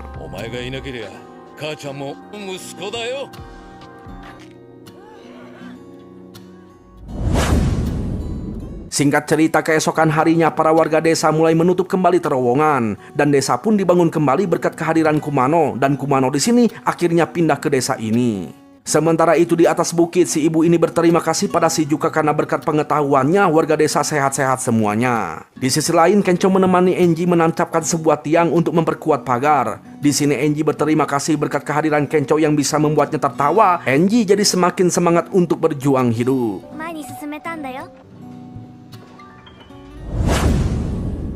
Lalu pada malam harinya kita diperlihatkan Akira yang sigap menjaga sang ayah yang sedang sakit-sakitan. Di sini sang ibu pun memberitahu bahwa selama Akira berada di Tokyo, sang ayah selalu menanyakan bagaimana kabar Akira. Ya, intinya sejudas apapun orang tua, sebenarnya mereka selalu mengkhawatirkan anaknya, meski itu tidak terlihat oleh kita sebagai anak. Sontaklah Akira sangat bersedih dan berjanji jika kelak sang ayah telah mati, Akira akan menggantikan peran sang ayah sebagai pelindung desa ini, terutama sang ibu. Lantas Akira yang penasaran bertanya, sebenarnya sang ayah sakit apa? Ternyata sang ayah cuman sakit ambeien. Jelaslah Akira terheran, dikira sakitnya itu parah gitu, ternyata cuman ambeien. Lagi sedih gini loh kok malah komedi sat. Ya, meski sakit itu hal yang sepele, tapi menurut sang ibu itu menyakitkan loh. Jika dibiarkan bakalan infeksi bahkan komplikasi ambien. Ya, meski begitu kini Akira merasa lega karena sang ayah pasti akan baik-baik saja. Lantas ketika teringat perkataan sang ayah, kini Akira bertekad akan mengejar mimpi yang lebih besar, yaitu pergi keluar dari desa ini, mengembara ke seluruh Jepang untuk mencari solusi menyelesaikan masalah dunia ini yang sedang dilanda wabah zombie. Jelas sang ayah kini merasa bangga dengan Akira yang memiliki mimpi yang besar, yaitu selamatkan orang lain dan bangunlah masyarakat. Lalu ketika malam harinya Akira menuliskan keinginannya, yaitu mengoperasi penyakit ambeien sang ayah, dan yang lainnya pun bersemangat menuliskan berbagai keinginan untuk nanti ketika mengembara ke seluruh Jepang. 日本しか観光できていませんから心の夢を叶えたい日本中でやりたいことをどんどん書いちゃおうお城に住んでみたいですイルカと泳ぎたいクルーザーでパーティーしてこれなんだよ Singkat cerita, di kemudian hari, Akira dan kawan-kawan sudah bersiap untuk memulai perjalanan. Terlihat Enji begitu sedih karena Kencho akan pergi. Lantas Patrick berkata pada Enji, "Kau boleh menangis sepuasnya karena ini memang momen perpisahan." Tapi tiba-tiba Enji berlari menghampiri Kencho. Sambil tersenyum lebar, Enji mengatakan bahwa dirinya akan menunggu melihat Kencho makan udon dengan pantat. Sementara itu Akira kerepotan karena sang ibu terlalu banyak memberi bekal makanan untuk di perjalanan. Lantas sang ayah menegaskan untuk perihal sang ibu biar ayah saja yang menjaganya. Dan setelah melakukan salam perpisahan, Akira dan kawan-kawan pun langsung berangkat. Tamat, ending yang sungguh bikin semangat. Rau. Ya tamat deh. Waduh, ini anime padahal seru banget loh. Kenapa sih cuma 12 episode gitu? Ya mau bagaimana lagi. Tapi bro, gue acungin jempol buat anime ini. Bukan hanya karena animasinya yang bagus bro, tapi pesan yang disampaikannya pun sangat bagus banget bro. Salah satunya yaitu jangan lupa bahagia. Kebahagiaan itu bukan datang dari orang lain, tapi dari diri kita sendiri. Dan jika ingin membahagiakan orang lain, maka bahagiakanlah dulu diri sendiri. Nah, anime ini mencoba mengingatkan kepada kita untuk tidak menjadi zombie di dunia ini. Contohnya bekerja pagi siang malam tanpa henti hingga melupakan kebahagiaan untuk diri sendiri. Ingat, anime ini bukan bermaksud untuk jangan bekerja. Kalau kalian berpikir seperti itu salah bro. Sebenarnya menurut gue anime ini cuman mau mengingatkan bahwa lu itu kerja untuk apa? Untuk menghidupi kan? Tapi kalau lu kerja tanpa henti terus diri lu tidak bahagia buat apa gitu? Karena sebenarnya bekerja itu untuk hidup, bukan hidup untuk kerja. Tapi bro, lain hal jika kalian bekerja tanpa henti untuk menggapai suatu impian yang besar. Gue setuju untuk hal itu, karena berpikirnya itu untuk masa depan. Susah dulu baru senang kemudian. Ya intinya mah jangan lupa bahagia. Sempatkanlah waktu untuk healing sejenak sesibuk apapun kerjaan kalian. Nah bro, ada satu hal yang membuat gue merinding. Di episode terakhir kita diperlihatkan sekumpulan orang-orang egois. Ada si paling benar, si paling tidak beruntung, si paling menyedihkan, si paling tidak bahagia. Gue mau tanya nih, apa kalian yang nonton ada yang punya sifat seperti itu? Cepat-cepat diubah deh sebelum kalian melakukan hal yang menyimpang kayak mereka di anime ini. Sebenarnya gini bro, jika kalian merasa paling benar, cobalah berpikir lebih luas bahwa di dunia ini tuh banyak ragamnya. Malah hampir gak bisa membedakan mana yang benar atau yang salah. Intinya sebelum kita menilai orang lain benar atau salah, sebaiknya kita nilai dulu diri sendiri atau perbaiki diri sendiri. Nah, untuk yang merasa paling tidak beruntung, paling menyedihkan, dan paling tidak bahagia, kalian harus lihat lebih luas lagi dunia ini bro. Jangan pernah menganggap kalianlah orang yang paling menyedihkan, karena sebenarnya masih banyak orang-orang di luar sana yang memiliki kehidupan lebih menyedihkan dari kalian. Dan sebenarnya setiap orang memiliki masalah masing-masing yang kalian enggak tahu. Ya intinya jangan selalu melihat ke atas, tapi harus melihat ke bawah kita juga bro. Kalau kalian selalu melihat ke atas, pastinya akan timbul rasa sirik, dan hal itu membuat kalian jadi semakin frustasi. Nah, maksud dari lihat ke atas ini bukan melihat langit atau atap rumah yang ada cicaknya bro. Contohnya gini, ketika lo gak punya rumah, lu selalu memandang orang yang punya rumah. Ketika lu gak punya motor, lu selalu memandang orang yang punya motor. Ketika motor lu jelek, lu selalu memandang orang yang punya motornya bagus. Dan lu merasa frustasi gak bisa seperti mereka. Padahal jika kita lihat ke bawah, masih banyak orang-orang yang hidupnya lebih menderita dari kalian gitu bro. Ya begitulah menurut gue tentang pesan yang mencoba disampaikan dari anime ini. Maaf ya, itu cuma pendapat. Maaf kalau ada salah kata juga ya bro. Nah, sebagai penutupan, perihal 100 keinginan milik Akira dan Higarashi, menurut gue ya, ini menurut gue, Hal tersebut mencoba mengingatkan pada kita bahwa kita boleh melakukan hal apapun yang diinginkan. Kita bebas melakukan apapun yang diinginkan. Tapi ingat, jangan sampai merugikan orang lain atau merenggut keinginan orang lain. Sekian dan terima kasih telah menonton. Sayonara, goodbye. Ingat, jangan lupa bahagia. Bye-bye.